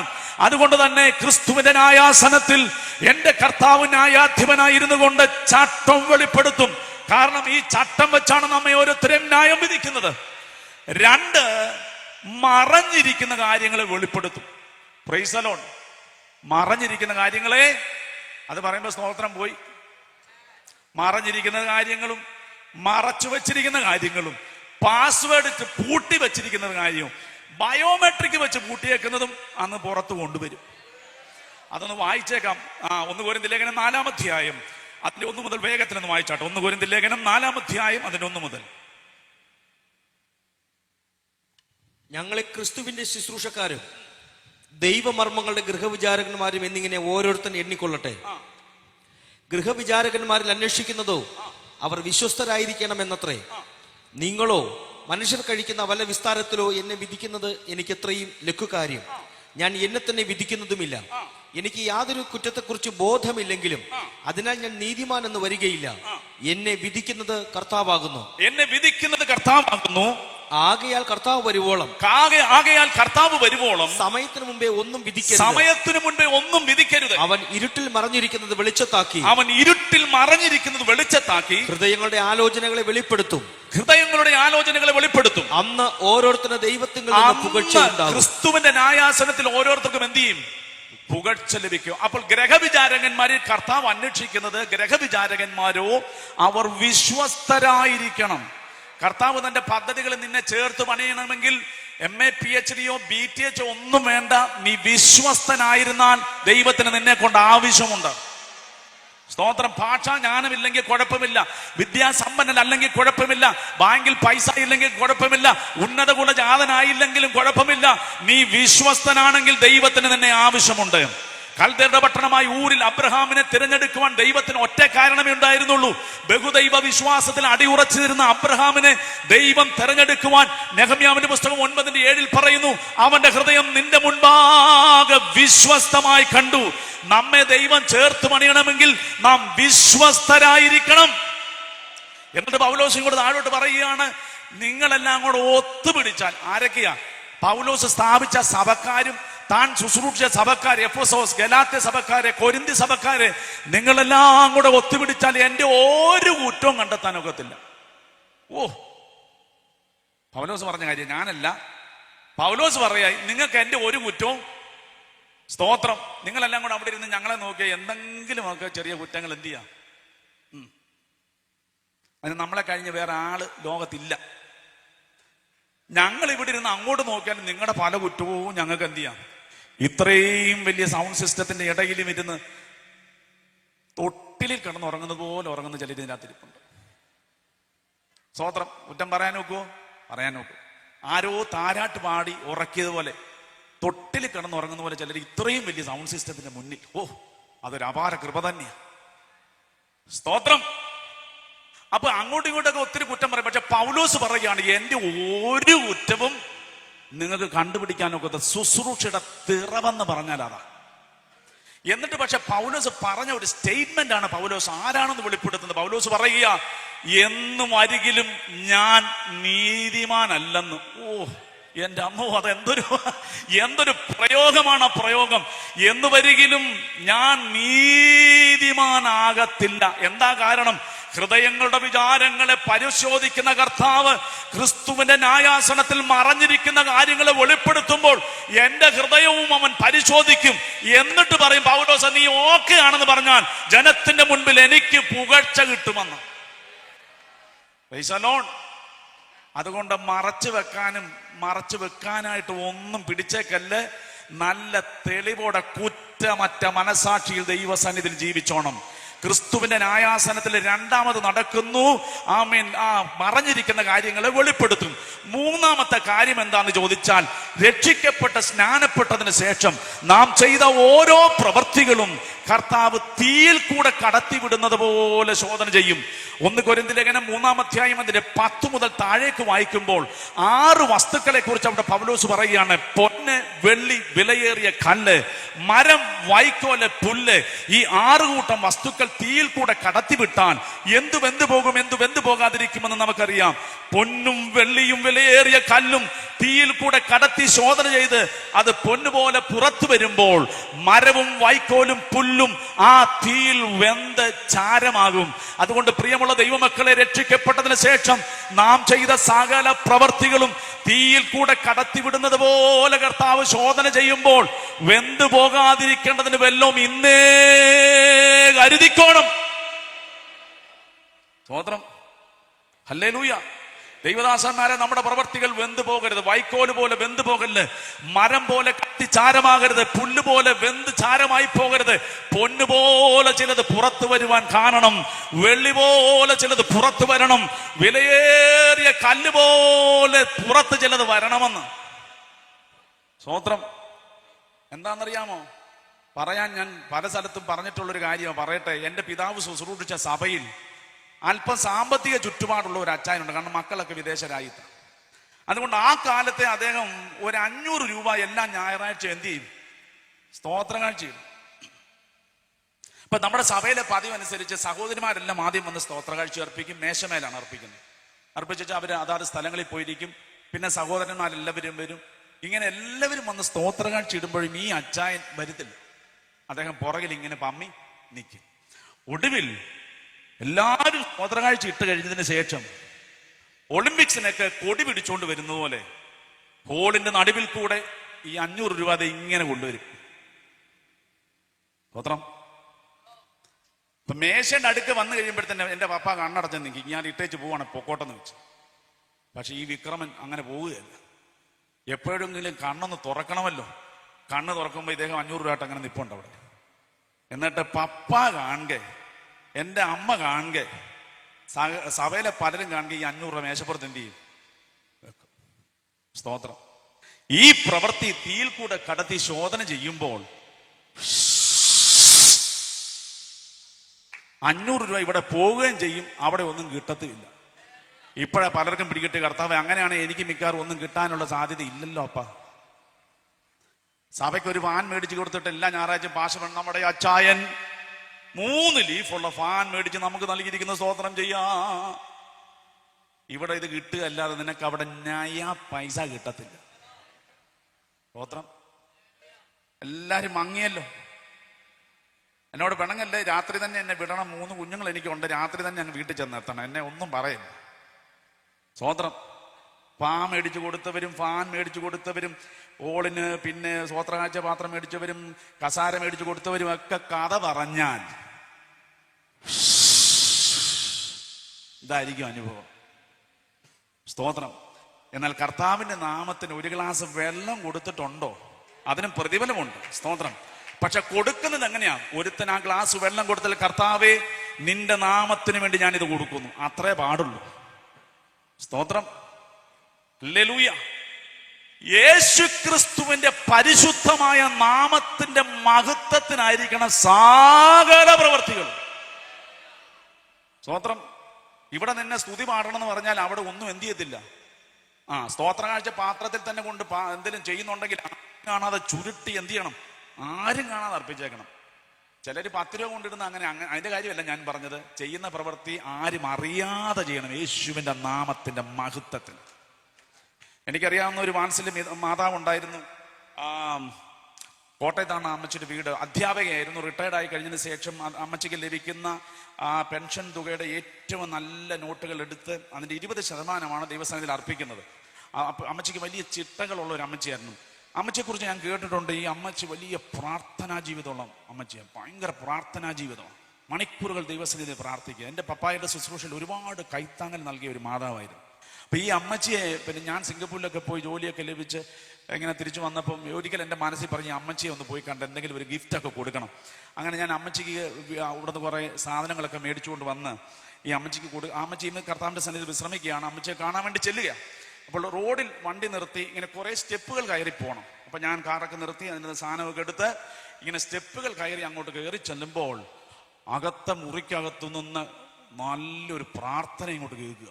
ഓ, ഒരു കൺവെൻഷന് പോയി ഇരിക്കുന്ന പോലെ ഈ പ്രാർത്ഥനയുടെ ആ ശൈലി തന്നെ, നല്ല കേൾക്കാൻ കൊള്ളാവുന്ന പദപ്രയോഗങ്ങളും നല്ല വാക്യശകലങ്ങളൊക്കെ അങ്ങോട്ട് കൂട്ടി അമ്മച്ചി ആത്മാവിൽ ഇങ്ങനെ പ്രാർത്ഥിക്കുക. ഞാൻ പറഞ്ഞു, ദൈവമേ കേട്ടത് ശരിയാണല്ലോ എന്ന് പറഞ്ഞ് ഞാൻ വീട്ടിൽ ചെന്ന് അരബിത്തിയിൽ, അവിടെ തിണ്ണയിൽ ഒരു അരബിത്തിയുണ്ട്, അവിടെ കയറിയിരുന്നു. പ്രാർത്ഥന കഴിഞ്ഞിട്ട് അമ്മച്ചിയെ വിളിക്കാമെന്ന് വെച്ചു. ഇപ്പം കഴിയും പിന്നെ കഴിയുമെന്ന് പറഞ്ഞ് ഇരുന്ന ഇരിപ്പ് പിന്നെ 2.5 മണിക്കൂർ അവിടെ ഇരുന്നു. അപ്പോൾ അങ്ങനെ ഇരുന്നപ്പോൾ അമ്മച്ചിയുടെ പ്രാർത്ഥന ഞാൻ ഇങ്ങനെ ശ്രദ്ധിക്കുക. അമ്മച്ചി ഒരുപാട് 100 കണക്കിന് പേരുകളെ ഇങ്ങനെ പറഞ്ഞു പൊക്കോണ്ടിരിക്കുന്നത്. അങ്ങനെ പ്രാർത്ഥിച്ച് വന്നപ്പോൾ എൻ്റെ പപ്പായുടെ പേര് പറഞ്ഞു. കർത്താവേ, നിന്റെ ദാസൻ ഡാനിയൽ മാത്യുവിനായി പ്രാർത്ഥിക്കുന്നു, ഭാര്യ മോളിക്കുട്ടിക്കായി പ്രാർത്ഥിക്കുന്നു. 2 പേരെയും കർത്താവ് അനുഗ്രഹിക്കണമേ, അവരുടെ ശുശ്രൂഷകളെ കർത്താവ് മാനിക്കണമേ. നീ അവർക്ക് ദാനമായി കൊടുത്ത 3 ആൺമക്കൾക്കായി പ്രാർത്ഥിക്കുന്നു. മൂത്തവനായ റോയ്മോന് വേണ്ടി പ്രാർത്ഥിക്കുന്നു. കുഞ്ഞിപ്പോൾ എവിടെയാണെന്ന് എനിക്കറിയത്തില്ല, എവിടെയായിരുന്നാലും നീ അവനെ സൂക്ഷിച്ചോണമേ. ആമേൻ. നിന്റെ വേലയ്ക്ക് വേണ്ടി ഉപയോഗിച്ചണമെന്ന് പ്രാർത്ഥിച്ചപ്പോൾ അറിയാതെ എൻ്റെ കണ്ണുകൾ നിറഞ്ഞൊഴുകി. അമ്മച്ചിക്ക് ആർക്കെങ്കിലും എന്തെങ്കിലും കൊടുക്കുമ്പോൾ ഒരു നന്ദി പറയുമെന്ന് ഓർത്തുകൊണ്ടാണോ ഈ പ്രാർത്ഥിക്കുന്നത്? ആ 4 ചുവരുകൾക്കകത്താണ് അമ്മച്ചിയുടെ ജീവിതം. പക്ഷെങ്കിൽ അനേകർക്ക് വേണ്ടി കണ്ണുനീരോടുകൂടെ പ്രാർത്ഥിക്കുക. ഈ പ്രാർത്ഥന ശോധന ചെയ്താൽ അത് പോലെ പുറത്തേക്ക് വരും. ഹല്ലേലൂയ. ഇപ്പോൾ ദൈവമക്കൾക്ക് മനസ്സിലായി, കർത്താവിന്റെ നാമമഹത്വത്തിന് വേണ്ടി നീ ചെയ്യുന്ന പ്രവർത്തികൾ പൊന്നുപോലെ ചിലത് പുറത്തു വരട്ടെ, വെള്ളി പോലെ ചിലത് പുറത്തു വരട്ടെ, വിലയേറിയ കല്ല് പോലെ ചിലത് പുറത്തു വരട്ടെ. Price the Lord. വെള്ളി വിശ്വാസത്തെ കാണിക്കുന്ന ഒത്തിരി പറയാനുണ്ട്, സമയം മുന്നോട്ട് പോയി. വിലയേറിയ കല്ല് കൂട്ടായ്മ ബന്ധത്തെ കാണിക്കുക എന്ന് പറഞ്ഞാൽ സഹവിശ്വാസികളുമായ നല്ല ആത്മബന്ധത്തിലായിരിക്കണം. കാണുമ്പോൾ ചിരിക്കണം, കരം കൊടുത്ത് സ്തോത്രം പറയണം, വിശേഷങ്ങളൊക്കെ അന്വേഷിക്കണം. വല്ലപ്പോഴും വീട്ടിലോട്ട് വിളിച്ചൊരു ചിക്കൻ ബിരിയാണിയൊക്കെ ഉണ്ടാക്കി കൊടുക്കണം. ഉണ്ടാക്കാൻ അറിയത്തില്ല, ദൈവത്തെ കുറിച്ച് ഉണ്ടാക്കല്, നല്ല കടയിൽ പോയി മേടിച്ചു കൊടുത്താലും മതി. ചിലർ ബിരിയാണി വെച്ച് കഴിഞ്ഞാൽ കഴിക്കാനൊന്നും കൊള്ളത്തില്ല.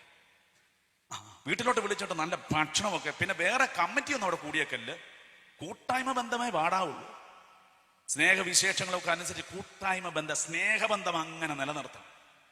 സ്തോത്രം. ഇതൊക്കെ പണ്ട് അപ്പച്ചമാരൊക്കെ ചെയ്തുകൊണ്ടിരുന്ന. പണ്ട് അപ്പച്ചമാരൊക്കെ കാണുമ്പോൾ കൈ കൊടുത്തിട്ട് രക്ഷിക്കപ്പെട്ടതാണോ, അഭിഷേകം പ്രാപിച്ചതാണോ, സുവിശേഷ വേലയ്ക്ക് വിളിയുണ്ടോന്നൊക്കെയാ ചോദിച്ചുകൊണ്ടിരുന്നത്. ഇന്നിപ്പം നമ്മൾ അങ്ങനെ കൈ കൊടുക്കുന്നില്ല, ദൂരെ നിന്ന് കാണുമ്പോൾ ഇങ്ങനെയൊക്കെ വെച്ച് അങ്ങ് പോവുക. പിന്നെ ചിലരിപ്പം പറയും നമുക്ക് ഇൻസ്റ്റായിൽ കാണാമെന്ന് പറയും. അങ്ങനെ ഈ ആത്മബന്ധമെല്ലാം തകിടം മറിഞ്ഞു കിടക്കുക. ആമേൻ. വിലയേറിയ കല്ല് കാണിക്കുന്നത് വിശ്വാസികൾ തമ്മിലുള്ള കൂട്ടായ്മ ബന്ധമാണ്. അതിഥി സൽക്കാരം മറക്കരുത്. ഇങ്ങനെ അത് അറിഞ്ഞാതെയും അറിഞ്ഞുമൊക്കെ ചെയ്ത് ദൈവത്തിന്റെ ദൂതന്മാരെ പോലും സൽക്കരിച്ചവർ വേദപുസ്തകത്തിലുണ്ട്. അതിഥി സൽക്കാരം എന്ന് പറയുന്നത് ഒരു വിശ്വാസത്തിന്റെ പ്രാക്ടീസാണ്. ഇതൊക്കെ ഇങ്ങനെ ഉപദേശപരമായി തെളിയിച്ചു പോകാൻ എനിക്ക് താല്പര്യമുണ്ടെങ്കിൽ സമയമില്ല. ഈ പ്രവർത്തികളെല്ലാം കർത്താവ് ശോധന ചെയ്യുമ്പോൾ ആമേൻ കത്തിച്ചാരമായിരിക്കുന്ന ഒരു ചാക്ക് ചാരമായിട്ട് നിൽക്കാതെ വെന്തു പോകാത്ത ചില പ്രവർത്തികൾ കൈമുതലായി കാണണമെന്ന് ഈ ആമേൻ കല്ലിയൂരുള്ള ദൈവമക്കളോട് ഞാൻ ശക്തിയോടെ വിളിച്ചു പറയുക. അപ്പോൾ ഒന്നാമത്തെ കാര്യം ചട്ടം വെളിപ്പെടുത്തി, 2 മറഞ്ഞിരിക്കുന്ന കാര്യങ്ങൾ വെളിപ്പെടുത്തി, 3 പ്രവർത്തികളെ ശോധന ചെയ്തു. ഇനി വെന്തു പോകാത്ത ചില പ്രവർത്തികൾ പുറത്തു വന്നാൽ ആ വെന്തു പോകാത്ത പ്രവർത്തികൾക്കാണ് പ്രതിഫലങ്ങൾ. Praise the lord. ആ വെന്തുപോകാത്ത പ്രവർത്തികൾക്കാണ് പ്രതിഫലങ്ങൾ. പ്രതിഫലങ്ങൾ തന്നെ വിശുദ്ധ തിരുവെഴുത്തുകൾ 5 സെക്ഷനായിട്ടാണ് പരിശുദ്ധാത്മാവ് വേർതിരിച്ചിരിക്കുന്നത്. 5 സെക്ഷനായിട്ട്. അതിലെ ഒന്നാമത്തെ സെക്ഷൻ കിരീടങ്ങൾ എന്ന് പറഞ്ഞൊരു സെക്ഷനാണ്. 2 പ്രശംസ, 3 സിംഹാസനങ്ങൾ, 4 തേജസ്കരണം, 5 കർത്താവിന്റെ ശുശ്രൂഷ അനുഭവിക്കുക. ഇങ്ങനെ 5 പ്രതിഫലങ്ങളുടെ സെക്ഷനാണ്. അതിലെ ഒന്നാമത്തെ സെക്ഷനായ കിരീടങ്ങൾ തന്നെ 5 കിരീടങ്ങളുണ്ട്. അതിൽ ഒന്നാമത്തെ കിരീടം എന്ന് പറയുന്നത് വാടാത്ത കിരീടമാണ്. വാടാത്ത കിരീടം ആർക്കാണ് കൊടുക്കുന്നത്? ഓട്ടം സ്ഥിരതയോടുകൂടെ ഓടുന്ന ദൈവജനത്തിന് എൻ്റെ കർത്താവ് വാഗ്ദാനം ചെയ്തിരിക്കുന്നതാണ് വാടാത്ത കിരീടം. ഈ കിരീടം കിട്ടണം എന്ത് ചെയ്യണം? ഓട്ടം സ്ഥിരതയോടെ ഓടണം. ഇത് പറഞ്ഞപ്പോ ചിലരുടെ മുഖം വാടി. സ്തോത്രം. അതിന്റെ കാര്യം ഇത്രയേ ഉള്ളൂ, അവർക്ക് എന്തില്ല? സ്തോത്രം. സ്തോത്രമൊക്കെ പോയോ? ഡിസംബർ 31 പല ആളുകളും സാക്ഷ്യം പറഞ്ഞിട്ടുണ്ട്, എൻ്റെ കർത്താവ് എനിക്ക് 2024 തന്നു, പക്ഷെ ഒന്നും ചെയ്യാനായിട്ട് പറ്റിയില്ല. പലതും ഞാൻ തീരുമാനിച്ചതായിരുന്നു, പക്ഷെ എന്ത് ചെയ്തില്ല, എനിക്കൊന്നും ചെയ്യാൻ പറ്റിയില്ല. 2025 എൻ്റെ കയ്യിൽ തന്നാൽ ഞാൻ പലതും ചെയ്ത് ഒപ്പിക്കുമെന്ന് പറഞ്ഞ ഒത്തിരി പേര് ഇതിൻ്റെ അകത്തിരിപ്പുണ്ട്. സ്വോത്രം. ഈ 31 തീയതി തീരുമാനം എടുക്കുന്നതല്ലാതെ നീ ഒന്നും ഇതിനെ ചെയ്ത് ഒപ്പിച്ചിട്ടില്ല. നിന്റെ പേരാണ് സ്ഥിരതയില്ലാത്ത പുള്ളി. സ്വോത്രം. സമയത്ത് ആരാധനയ്ക്ക് വരുത്തില്ല, പറഞ്ഞ ഒരു കാര്യം ചെയ്യത്തില്ല. ചിലരങ്ങൾ വല്ലാത്ത ഉണർവ് കയറുമ്പോഴത്തേന് പറയും, ഞാൻ നോർത്ത് ഇന്ത്യയുടെ പ്രവർത്തനത്തിന് വേണ്ടി പ്രാർത്ഥിക്കാൻ പോവുക, 5 മണിക്ക് എഴുന്നേക്കുമെന്ന് പറയും. ഇന്ന് വരെ 5 മണി എന്ന് പറഞ്ഞ സാധനം നീ കണ്ടിട്ടുണ്ടോ? കോഴഞ്ചേരി ഞങ്ങൾക്ക് ഒരു അച്ചായനുണ്ടായിരുന്നു. കോഴഞ്ചേരി ഇവിടെയൊന്നും അല്ല, തിരുവല്ലയ്ക്കപ്പുറം കോഴഞ്ചേരി. അവിടെ അച്ചാൻ 31 തീയതി ഒരു തീരുമാനമെടുക്കും, ഞാൻ താലൂക്ക് ആശുപത്രി മുഴുവൻ കയറി പ്രാർത്ഥിക്കാൻ പോവുക. അച്ചാന്റെ ആയുഷ് കാലത്ത് താലൂക്ക് ആശുപത്രി പോയിട്ടില്ല. പിന്നെ പോയി അച്ചാൻ 1-2 പ്രാവശ്യം കിണറ്റിക്ക് കൊണ്ടായിന്ന് ഉരുണ്ട് മറിച്ച് വീണു. നാട്ടുകാർ അച്ചാനെ എടുത്തോണ്ട് താലൂക്ക് ആശുപത്രി. ഇങ്ങനെയുള്ള പുള്ളികളെ ഒന്നും സ്ഥിരതയുള്ള പുള്ളികളല്ല. കഴിഞ്ഞ കുറെ നാളുകൾക്ക് മുമ്പ് കുമ്പനാട്ട് വെച്ച് പണ്ട് പരിചയപ്പെട്ട ഒരു അച്ചായനെ കണ്ടു. നീളം ജുബായൊക്കെ ഇട്ട് അച്ചാൻ നല്ല ഇങ്ങനെ വരിക. അപ്പൊ ഞാൻ അങ്ങോട്ട് ചെന്നിച്ച് അച്ചാനെ കണ്ട പാടെ ഒരു നല്ല ചിരി അങ്ങോട്ട് പാസ്സാക്കി. എന്ത് പ്രതീക്ഷിച്ചുണ്ട് അച്ചാനും തിരിച്ച് ചിരിക്കുമെന്ന് വെച്ചാൽ അങ്ങോട്ട് ചിരിച്ചത്. അയാൾ എന്നെ കടുവ നോക്കുന്നുവല്ലോ നോക്കും. അപ്പൊ ഞാൻ ഓർത്ത് എന്റെ ചിരി കണ്ടു കാണത്തില്ല, അന്ന് ഒന്നുകൂടെ തയ്യാറെടുത്തിട്ട് വീണ്ടും ഒരു ചിരി അങ്ങോട്ട് ചിരിച്ചു. അപ്പം വെട്ടുപോത്ത് നോക്കുന്നവർ പോയി. അന്നേരം ഞാൻ അവിടെ നിന്ന് എന്ത് ചെയ്തു, സ്ഥലം വിട്ടു. ഞാനോടത്ത് ഇയാൾ എന്തൊരു മനുഷ്യനാപ്പോ, ഒരു ചിരി തിരിച്ച് ചിരിക്കത്തില്ലേ, കള്ളുകൂടിയം പോലും തിരിച്ചു ചിരിക്കും. സ്തോത്രം. അങ്ങനെ ഇരിക്കുമ്പോൾ പിറ്റേ ദിവസം തിരുവല്ല KSRTC ബസ് സ്റ്റാൻഡിലൊക്കെ ഞാൻ നിൽക്കുമ്പോൾ ഈ അച്ചാൻ എന്തോ കാര്യത്തിന് തിരുവല്ലായി വന്ന് ഇങ്ങനെ ദൂരെ നടന്നു വന്നപ്പോൾ ഞാൻ ചിരിക്കാൻ വേണ്ടി ഒരുങ്ങിയെങ്കിലും പെട്ടെന്ന് എൻ്റെ ഹൃദയത്തിൽ പറഞ്ഞു, ഇന്നലെ നല്ല 2 ചിരി പാഴായിപ്പോയി, അതുകൊണ്ട് ചിരിക്കണ്ടെന്ന് പറഞ്ഞു. അപ്പൊ ഞാൻ ചിരിക്കാതെ, എനിക്ക് അങ്ങനെ ചിരിക്കാതിരിക്കാൻ നോക്കത്തില്ല, എന്നാലും ഞാൻ മസിൽ പിടിച്ചിങ്ങനെ നിന്ന് ചിരിക്കാതെ എൻ്റെ അടുക്ക വന്നപ്പോൾ ഇദ്ദേഹം 36 പല്ലും കാണിച്ച ഒരു ചിരി. നിങ്ങൾക്ക് എന്ത് മനസ്സിലായി? ഒരു ചിരിക്കകത്ത് പോലും സ്ഥിരതയില്ലാത്ത ഒത്തിരി പുള്ളികൾ നമ്മുടെ ഇടയിലുണ്ട്. ഇന്ന് ചിരിച്ചാൽ നാളെ ചിരിക്കുകയല്ല, നാളെ എങ്ങാനും ചിരിച്ചാൽ ഒരാഴ്ചത്തേക്ക് പിന്നെ ചിരി നോക്കണ്ട. ഇങ്ങനെയുള്ളവരൊന്നും സ്ഥിരതയുള്ളതല്ല. നിങ്ങൾക്ക് ഈ വാടാത്ത കിരീടം കിട്ടാനും പോകുന്നില്ല. എന്നാൽ ഇന്ന് രാത്രി തീരുമാനമെടുത്തോണം, കർത്താവേ വലുതൊന്നും ചെയ്ത് ഒപ്പിച്ചില്ലെങ്കിലും പറയുന്ന കാര്യം സ്ഥിരതയോട് ചെയ്യാൻ ഞാൻ ദൈവസന്നിധി തീരുമാനമെടുക്കുക. എനിക്ക് പ്രാർത്ഥനയ്ക്ക് ഒരു സമയമുണ്ട്, ദൈവവചനം വായിക്കാൻ ഒരു സമയമുണ്ട്, ആലയത്തിൽ പോകാൻ ഒരു സമയമുണ്ട്. ഇതിലെല്ലാം ഞാൻ സ്ഥിരത വരുത്തുമെന്ന് ഉറപ്പുള്ളവർ കരമുയർത്തി ദൈവത്തെ സ്തുതിച്ചാട്ടെ. ദൈവസന്നിധിയിലെ കരമുയർത്തിയ സ്ഥിരതയോടുകൂടെ നിന്നോണം. അല്ല, നിങ്ങൾക്ക് ഞാൻ ഒതുക്കത്തിൽ ചില പരിപാടി തന്ന നിങ്ങൾ വിചാരിക്കില്ല ആ സ്ഥിരത ഉണ്ടെങ്കിലേ ആത്മീയ ജീവിതം ശരിയാകത്തുള്ളൂ. സ്തോത്രം. വൈകുന്നേരം 6:30 തന്നെ നമ്മുടെ കുടുംബങ്ങളിൽ പ്രാർത്ഥനകൾ നടക്കട്ടെ. ആമേൻ. കുടുംബ പ്രാർത്ഥനകൾ കൃത്യമായി വീട്ടുകളിൽ നടക്കട്ടെ. സഭായോഗത്തിന് കൃത്യസമയത്ത് ആരാധനാലയത്തിൽ ചെല്ലുക. ഇങ്ങനെയുള്ള സ്ഥിരതയിൽ നിന്റെ ആത്മീയ ജീവിതം മുന്നോട്ട് പോയാൽ വാടാത്ത കിരീടം നിങ്ങൾ പ്രാപിക്കും. സ്തോത്രം. 2 പ്രശംസയുടെ കിരീടമാണ്. പ്രശംസയുടെ കിരീടം ലഭിക്കുന്നത് അറിഞ്ഞ രക്ഷ മറ്റു ഒരാളോട് ദൈവവചനപ്രകാരം പറഞ്ഞ് അവനെ ദൈവരാജ്യത്തിലേക്ക് ആദായപ്പെടുത്തുന്നവർക്കാണ് പ്രശംസയുടെ കിരീടം. എന്റെ സുവിശേഷ പ്രഘോഷണ ജീവിതത്തിൽ ഒരുപാട് 100 കണക്കിന് ആളുകളെ ഞാൻ രക്ഷയിലേക്ക് കൊണ്ടുവരുവാനായിട്ട് കഴിഞ്ഞിട്ടുണ്ട്. എന്റെ സുവിശേഷ പ്രസംഗത്തിലും ദൈവവചന പഠനത്തിലുമൊക്കെ ഒരുപാട് വ്യക്തികളെ കർത്താവിലേക്ക് ആദായപ്പെടുത്തുവാൻ എനിക്ക് ദൈവം അവസരം നൽകി.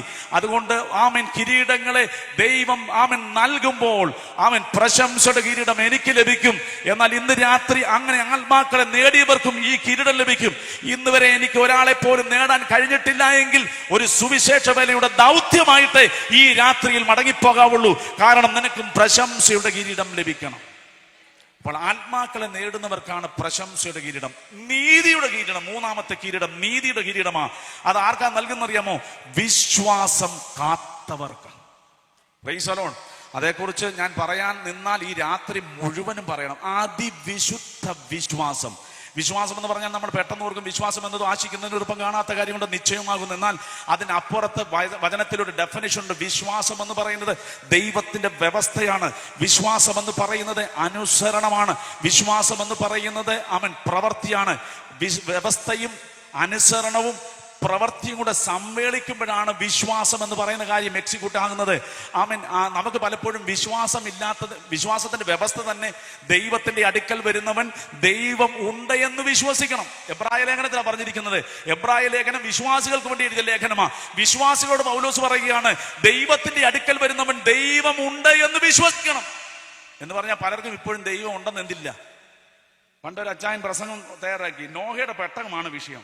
പെട്ടകത്തെക്കുറിച്ച് പറഞ്ഞു, മഴ ന്യായവിധി വരുന്നു, പെട്ടകത്തിനകത്ത് കയറാൻ ഒരു വാതിൽ, രക്ഷയ്ക്ക് ഏകവാതിൽ, ഇങ്ങനെ 10 പോയിന്റെല്ലാം റെഡിയാക്കി വെച്ചപ്പോഴാണ് മലയാള മനോരമ പത്രം വരുന്നത്. അതിൻ്റെ സൺഡേ സപ്ലിമെന്റിനകത്ത് ഒരു പുതിയ വാർത്ത, നോഹയുടെ പെട്ടകം കണ്ടെത്തിയിരിക്കുന്നു. ഉടനെ അറിയാതെ ഈ അച്ചായൻ പറഞ്ഞു പോയി, ചേട്ടാ ഇതൊക്കെ ഉള്ള കാര്യമാണല്ലോ.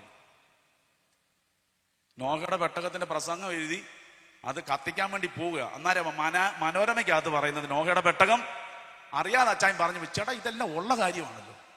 ദൈവത്തിന്റെ അടുക്കൽ വരുന്ന ദൈവം ഉണ്ടെന്ന് എന്ത് ചെയ്യണം, അതാ വ്യവസ്ഥ. പക്ഷെ നമുക്ക് കുഴപ്പം എന്നാന്ന് വെച്ചാൽ നമ്മൾ ഇതുവരെ ദൈവത്തെ എന്ത് ചെയ്തിട്ടില്ല.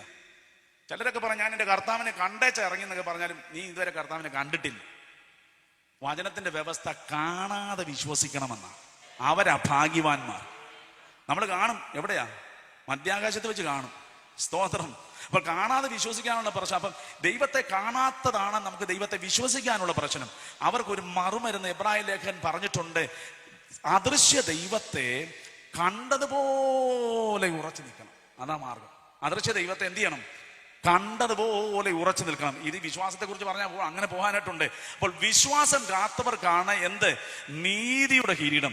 ഇനി ജീവന്റെ കിരീടം ആർക്കാ ലഭിക്കുന്ന നൽകുന്ന അറിയാമോ? ആമേൻ. രക്തസാക്ഷികൾക്കാണ് ജീവന്റെ കിരീടം. ആമേൻ പറഞ്ഞേ. രക്തസാക്ഷികൾ. ദൈവസഭയ്ക്ക് കോടിക്കണക്കിന് രക്തസാക്ഷികളുണ്ട്. ഒന്നാമത്തെ രക്തസാക്ഷി സ്തേഫാനോസ് ആണ്. അത് മുഖാന്തരം കർത്താവിന്റെ വേലയ്ക്ക് വേണ്ടി അനേക രക്തസാക്ഷികളായിട്ടുണ്ട്. അവർക്കാണ് ജീവന്റെ കിരീടം. പല ആളുകളും ഇപ്പോൾ ചിന്തിക്കുന്ന, കർത്താവ് അങ്ങനെയാണ് പിന്നെ അത് എനിക്ക് കിട്ടാനുള്ള സാധ്യത. കാരണം രക്തസാക്ഷി ആകാനുള്ള സാധ്യത നമ്മളിൽ പലർക്കും ഇല്ല. പണ്ട് ആശാരി ഉപദേശി പറഞ്ഞു, രക്തസാക്ഷി ആകണമെങ്കിൽ ഏറ്റവും കുറഞ്ഞ അല്പം രക്തമെങ്കിലും എന്ത് ചെയ്യണം? സ്തോത്രം. വിശ്വാസികൾ പലർക്കും ആവശ്യമുള്ള രക്തം അവരുടെ ശരീരത്തിലില്ല. എങ്ങനെ എനിക്ക് മനസ്സിലായെന്ന് പറഞ്ഞു, ഇവർ പെട്ടെന്ന് കോപം വന്നാൽ ഓർത്തോണം ശരീരത്തിന് ആവശ്യമുള്ള. അപ്പോൾ രക്തസാക്ഷി ആകണമെങ്കിൽ അല്പ രക്തം ആവശ്യമാണ് ആദ്യം. സ്തോത്രം. പിന്നെ നമ്മളെ കൊല്ലാനും പിടിക്കാനും ഒന്നും ഇവിടെ ആയിരുന്നില്ല. ആരെങ്കിലും വന്ന് എടാന്ന് ചോദിച്ചാൽ പോടാന്ന് പറയുന്ന പാർട്ടികളാണ് പലരും. പണ്ടൊക്കെ സ്തോത്രം രക്തത്തിലൊക്കെ ആശ്രയിച്ച് പോയി. ഇപ്പം വന്നേച്ച് ആരടാ ഇവിടെ സുവിശേഷം പ്രസംഗിക്കുന്നു പറഞ്ഞാൽ ഏതാ ആരടാ പറഞ്ഞത്? കഴിഞ്ഞിട്ട് ഞാനൊരു പരസ്യവും കണ്ടു. ഒരാൾ ഇങ്ങനെ നിന്ന് മൈക്രോഫോണിൽ കൂടെ പ്രസംഗിക്കുക. അപ്പൊ അവിടെ ഒരു സുവിശേഷ വിരോധി ചെറിയൊരു വടിവാള് പോലത്തെ സാധനം വെച്ച് ഇങ്ങനെ കറങ്ങി നടപ്പുണ്ട്. അപ്പൊ കുറച്ചു നേരമായിട്ട് പ്രസംഗിച്ചുകൊണ്ടിരിക്കുന്ന പുള്ളി ഇത് കണ്ടേച്ച് ലാസ്റ്റ് പുള്ളി അടുത്തേച്ച് പറഞ്ഞ്, ഡേ നീ ആദ്യമായിട്ട് കറക്കണ്ട, അത് ഞങ്ങളുടെ പിള്ളേർ ഇപ്പൊ ചെവിത്തോണ്ടിയായിട്ട് ഉപയോഗിക്കുന്നതാണ്. സ്തോത്രം. ഇങ്ങനെയുള്ള ആളുകളെ വല്ല രക്തസാക്ഷിയായിട്ട് കിട്ടൂ. പണ്ട് ഞങ്ങൾ സുവിശേഷ യോഗത്തിന്റെ ഒരു നോട്ടീസ് ഒട്ടിക്കാൻ മാമൂട് എന്ന് പറഞ്ഞ സ്ഥലത്തെത്തി. അവിടെ വെയിറ്റിംഗ് ഷെഡിൽ കയറി ഇങ്ങനെ പോസ്റ്ററെല്ലാം ഒട്ടിച്ചോണ്ടിരിക്കുമ്പോൾ 10-15 കലാപുരുകൂടെ ഒരു ചെറുപ്പക്കാരൻ. അപ്പോൾ ഇങ്ങനെ ഒട്ടിച്ചോണ്ടിരിക്കുമ്പോൾ നല്ല രാത്രിയായി, 10-15 ഈ വെയിറ്റ് ഷെഡിന്റെ പുറകിൽ നിന്ന് ഏടാന്നൊരു വീട്. ഞാനും അവിടെ ചെന്നു. അപ്പൊ ഞാൻ ഈ നോട്ടീസ് ഒട്ടിക്കുന്നവരുടെ കൂട്ടത്തിലുണ്ട്. അപ്പൊ ഞാൻ അവിടെ ചെന്നപ്പോൾ തന്നെ എൻ്റെ ഹൃദയത്തിൽ പറയുന്നുണ്ട്, CMS കോളേജിൽ എൻ്റെ കൂടെ പഠിച്ച ഒരു ഹൈന്ദവ സഹോദരൻ തൊട്ടടുത്ത് താമസിക്കുന്നുണ്ട് എന്ന് ചിന്തിച്ചോണ്ടിരിക്കുമ്പോൾ എടാന്നുള്ള വിളി ഞാൻ കേട്ട മാത്രമേ എനിക്ക് മനസ്സിലായി ഇത് എൻ്റെ കൂടെ പഠിച്ചവൻ. അപ്പൊ എടാവിളി ഇച്ചിരി നീണ്ടുപോയി. കൂടെ ഉണ്ടായിരുന്ന കലാപൂലികൾ പോലെ യൂത്തന്മാര് 15 പേരും അപ്രത്യക്ഷമായി. ഒരു നിമിഷം ഞാൻ ചിന്തിച്ചു, കർത്താവ് വന്നെന്ന്. കാരണം ഓടിപ്പോയാൽ നമുക്ക് കാണാമല്ലോ. ഒരുത്തന്നെ എടാന്ന് വിളിച്ചപ്പോഴത്തേന് 15 പേരെ കാണാതായിരുന്നു. അപ്പൊ ഞാൻ അവിടെ തന്നെ നിന്ന്, കാരണം വിളിച്ചതാരാന്ന് എനിക്ക് മനസ്സിലായി. അവൻ ആ കണ്ടത്തിക്കൂടം വെള്ളത്തിക്കൂടെ എല്ലാം ചവിട്ടി വന്ന്, ചേട്ടാ എന്താണ് നീ ഇവിടെ നിന്ന് ചോദിച്ചു. ഞാൻ പറഞ്ഞു, ഞാൻ ഞങ്ങളുടെ ഉത്സവത്തിന്റെ നോട്ടീസ് ഒട്ടിക്കുക. ഉത്സവം എന്നൊക്കെ പറഞ്ഞാൽ അവന് പിടികിട്ടത്തുള്ളൂ. യോഗത്തിന്റെ നോട്ട്. എന്നിട്ട് ഇവിടെ കുറെ പേര് കാണും. ഞാൻ പറഞ്ഞു, ഞാൻ അതാ തപ്പിക്കൊണ്ടിരിക്കുന്നത്. പിന്നെ ഈ പാവം ചെറുക്കൻ എന്നോട് കൂടെ നിന്ന് അവനോട് കൂടി പോസ്റ്റെല്ലാം ഒട്ടിച്ച് കടുങ്കാപ്പിയൊക്കെ ഇട്ട് തന്ന സൈക്കിളിൽ കയറി ഞാൻ ചവിട്ടി കൂത്രപ്പള്ളി ചെല്ലുമ്പോൾ കലാപുലി പോലെ യൂത്തന്മാര് 15 പേര് നിൽക്കുക, ഇങ്ങനെ നിരനിരയായിട്ട് റോയ്മോനേന്ന് എന്നെ വിളിക്കുക. സ്തോത്രം. എടാ എന്നുള്ള വിളി താങ്ങാത്ത ഈ പുള്ളിയെ രക്തസാക്ഷിയായിട്ട് കിട്ടുമെന്ന്. അപ്പൊ നമ്മുടെ കാര്യത്തിൽ ഏകദേശം തീരുമാനമായി. സ്തോത്രം. റിച്ചാർഡ് ബുംബ്രാണ്ട് എന്ന് പറഞ്ഞ ഒരു യഹൂദനായ സുവിശേഷ പ്രവർത്തകനോട് റൊമേനിയയിൽ വെച്ച് കമ്മ്യൂണിസ്റ്റ് ഗവൺമെന്റ് അവരെ പിടിച്ചു. യേശുക്രിസ്തുവിനെ തള്ളി പറയാൻ പറഞ്ഞു. ഏക മകനെ ഐസ് ബോക്സിൽ കെട്ടിയിട്ടു. അവൻ മരവിച്ച് അതിൽ കിടന്ന് മരിക്കാൻ തുടങ്ങുമ്പോൾ കുഞ്ഞ് വിളിച്ചു പറഞ്ഞു, പപ്പാ ഡാഡി ഞാൻ മരിച്ചാൽ നമുക്ക് അങ്ങേക്കാരെ കാണാം, കർത്താവിനെ തള്ളി പറയരുത്. സ്തോത്രം. ഇപ്പൊ രക്തസാക്ഷികൾക്ക് വേണ്ടിയിട്ടാ ജീവന്റെ കിരീടം. പക്ഷെ നമ്മളെല്ലാം കണ്ടുകൊണ്ട് യാക്കോബ് അപ്പോസ്തലൻ ഒരു മറുമരുന്നുണ്ടാക്കി.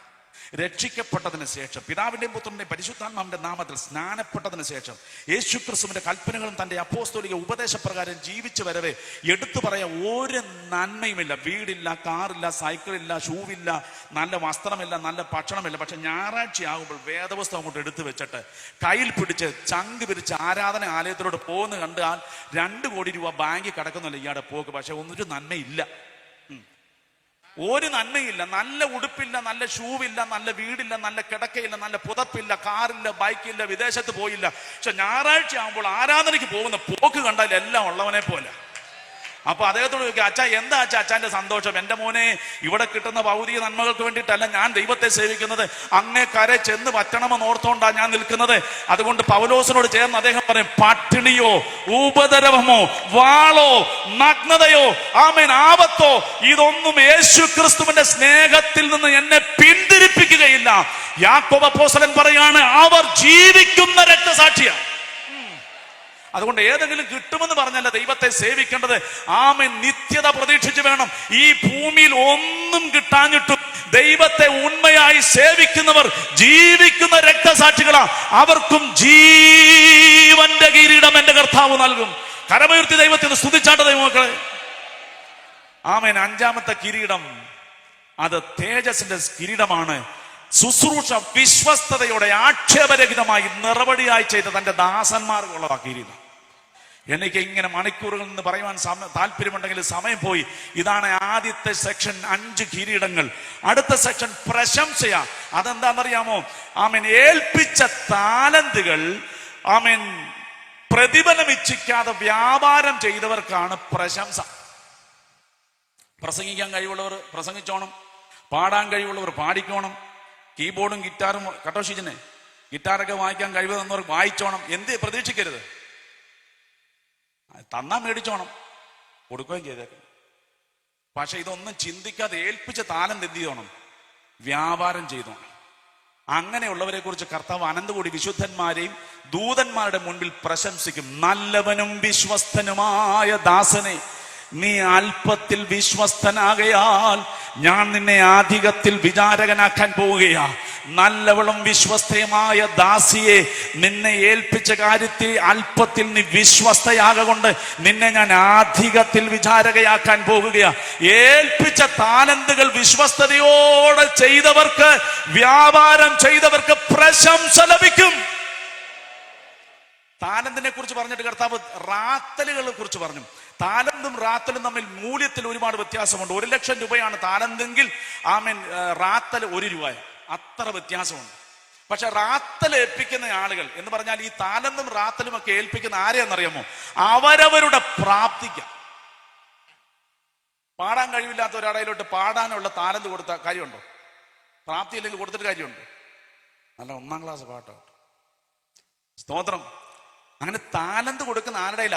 പ്രാപ്തി അനുസരിച്ച. അപ്പോൾ റാത്തൽ കൊടുക്കാൻ പ്രാപ്തിയുള്ള ആടെങ്കിൽ താലന്ത് കൊടുക്കുകയല്ല. റാത്തൽ കൊടുക്കാൻ പ്രാപ്തിയുള്ള ആടെ റാത്തലേ കൊടുക്കത്തുള്ളൂ. അവന് വലിയ പ്രാപ്തിയൊന്നും കാണത്തില്ല. ഒരു റാത്തൽ അങ്ങോട്ട് കൊടുക്കും. 10 റാത്തൽ, 5 റാത്തൽ, 1 റാത്തൽ. അപ്പൊ ഞാൻ പറഞ്ഞു മൂല്യത്തിന് ഒരുപാട് വ്യത്യാസമുണ്ട്. ഈ റാത്തലിന്റെ കാര്യം പറഞ്ഞ് ഞാൻ പറയട്ടെ. യോഗത്തിന് വന്നാൽ കുറഞ്ഞ പക്ഷം നീ ദൈവത്തെ ഒന്ന് സ്തുതിച്ചുകൊണ്ടെങ്കിലും ഇരിക്കണം. അതാ റാത്തൽ. സ്തോത്രം. പാടാനും പ്രസംഗിക്കാനും ഒന്നും കഴിവില്ലെങ്കിലും കുഴപ്പമില്ല. യോഗത്തിന് വരുമ്പോൾ ഒരു സ്തോത്രമെങ്കിലും, അതിന്റെ അർത്ഥം നിന്നെ ചില റാത്തലുകൾ ദൈവം ഏൽപ്പിച്ചിട്ടുണ്ട്. അതാ അത് നീ ചെയ്താൽ നിന്നെ 10 പട്ടണങ്ങൾക്ക് അധിപനാക്കുമെന്നാണ് പറഞ്ഞേക്കുന്നത്. കരമുയർത്തി ദൈവത്തെ ഒന്ന് സ്തുതിച്ചാട്ടെ. ഹല്ലേലൂയ. അപ്പോൾ പ്രശംസ, താലന്തുകളും റാത്തലുകളും കൊടുത്തവർ, വ്യാപാരം ചെയ്തവരെ പ്രശംസിക്കും. പ്രശംസിച്ചിട്ട് തോളിത്തട്ടി വിടുകയല്ല. അടുത്ത പടി അവർക്ക് സിംഹാസനങ്ങളെ നൽകും. ആമേൻ. പ്രതിഫലങ്ങളിൽ 1 കിരീടങ്ങൾ, 2 പ്രശംസ, 3 സിംഹാസനങ്ങൾ. ഈ സിംഹാസനങ്ങൾ എന്ന് പറഞ്ഞാൽ യേശു ക്രിസ്തു ഭൂമിയെ 1000 വർഷം ഭരിക്കാൻ പോവുകയാണ്. സ്വതന്ത്രം.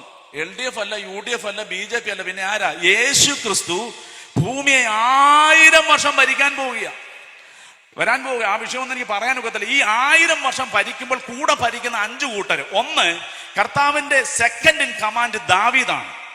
ദാവീദിന് ശേഷം ഭൂപ്രദേശം, അതായത് മിസ്രൈമിലെ നദി മുതൽ പ്രാത്ത് നദി വരെയുള്ള ഭൂപ്രദേശം ഉൽപ്പത്തി 15-ാം അധ്യായത്തിൽ അബ്രഹാമിനോട് വാഗ്ദത്തം ചെയ്തു.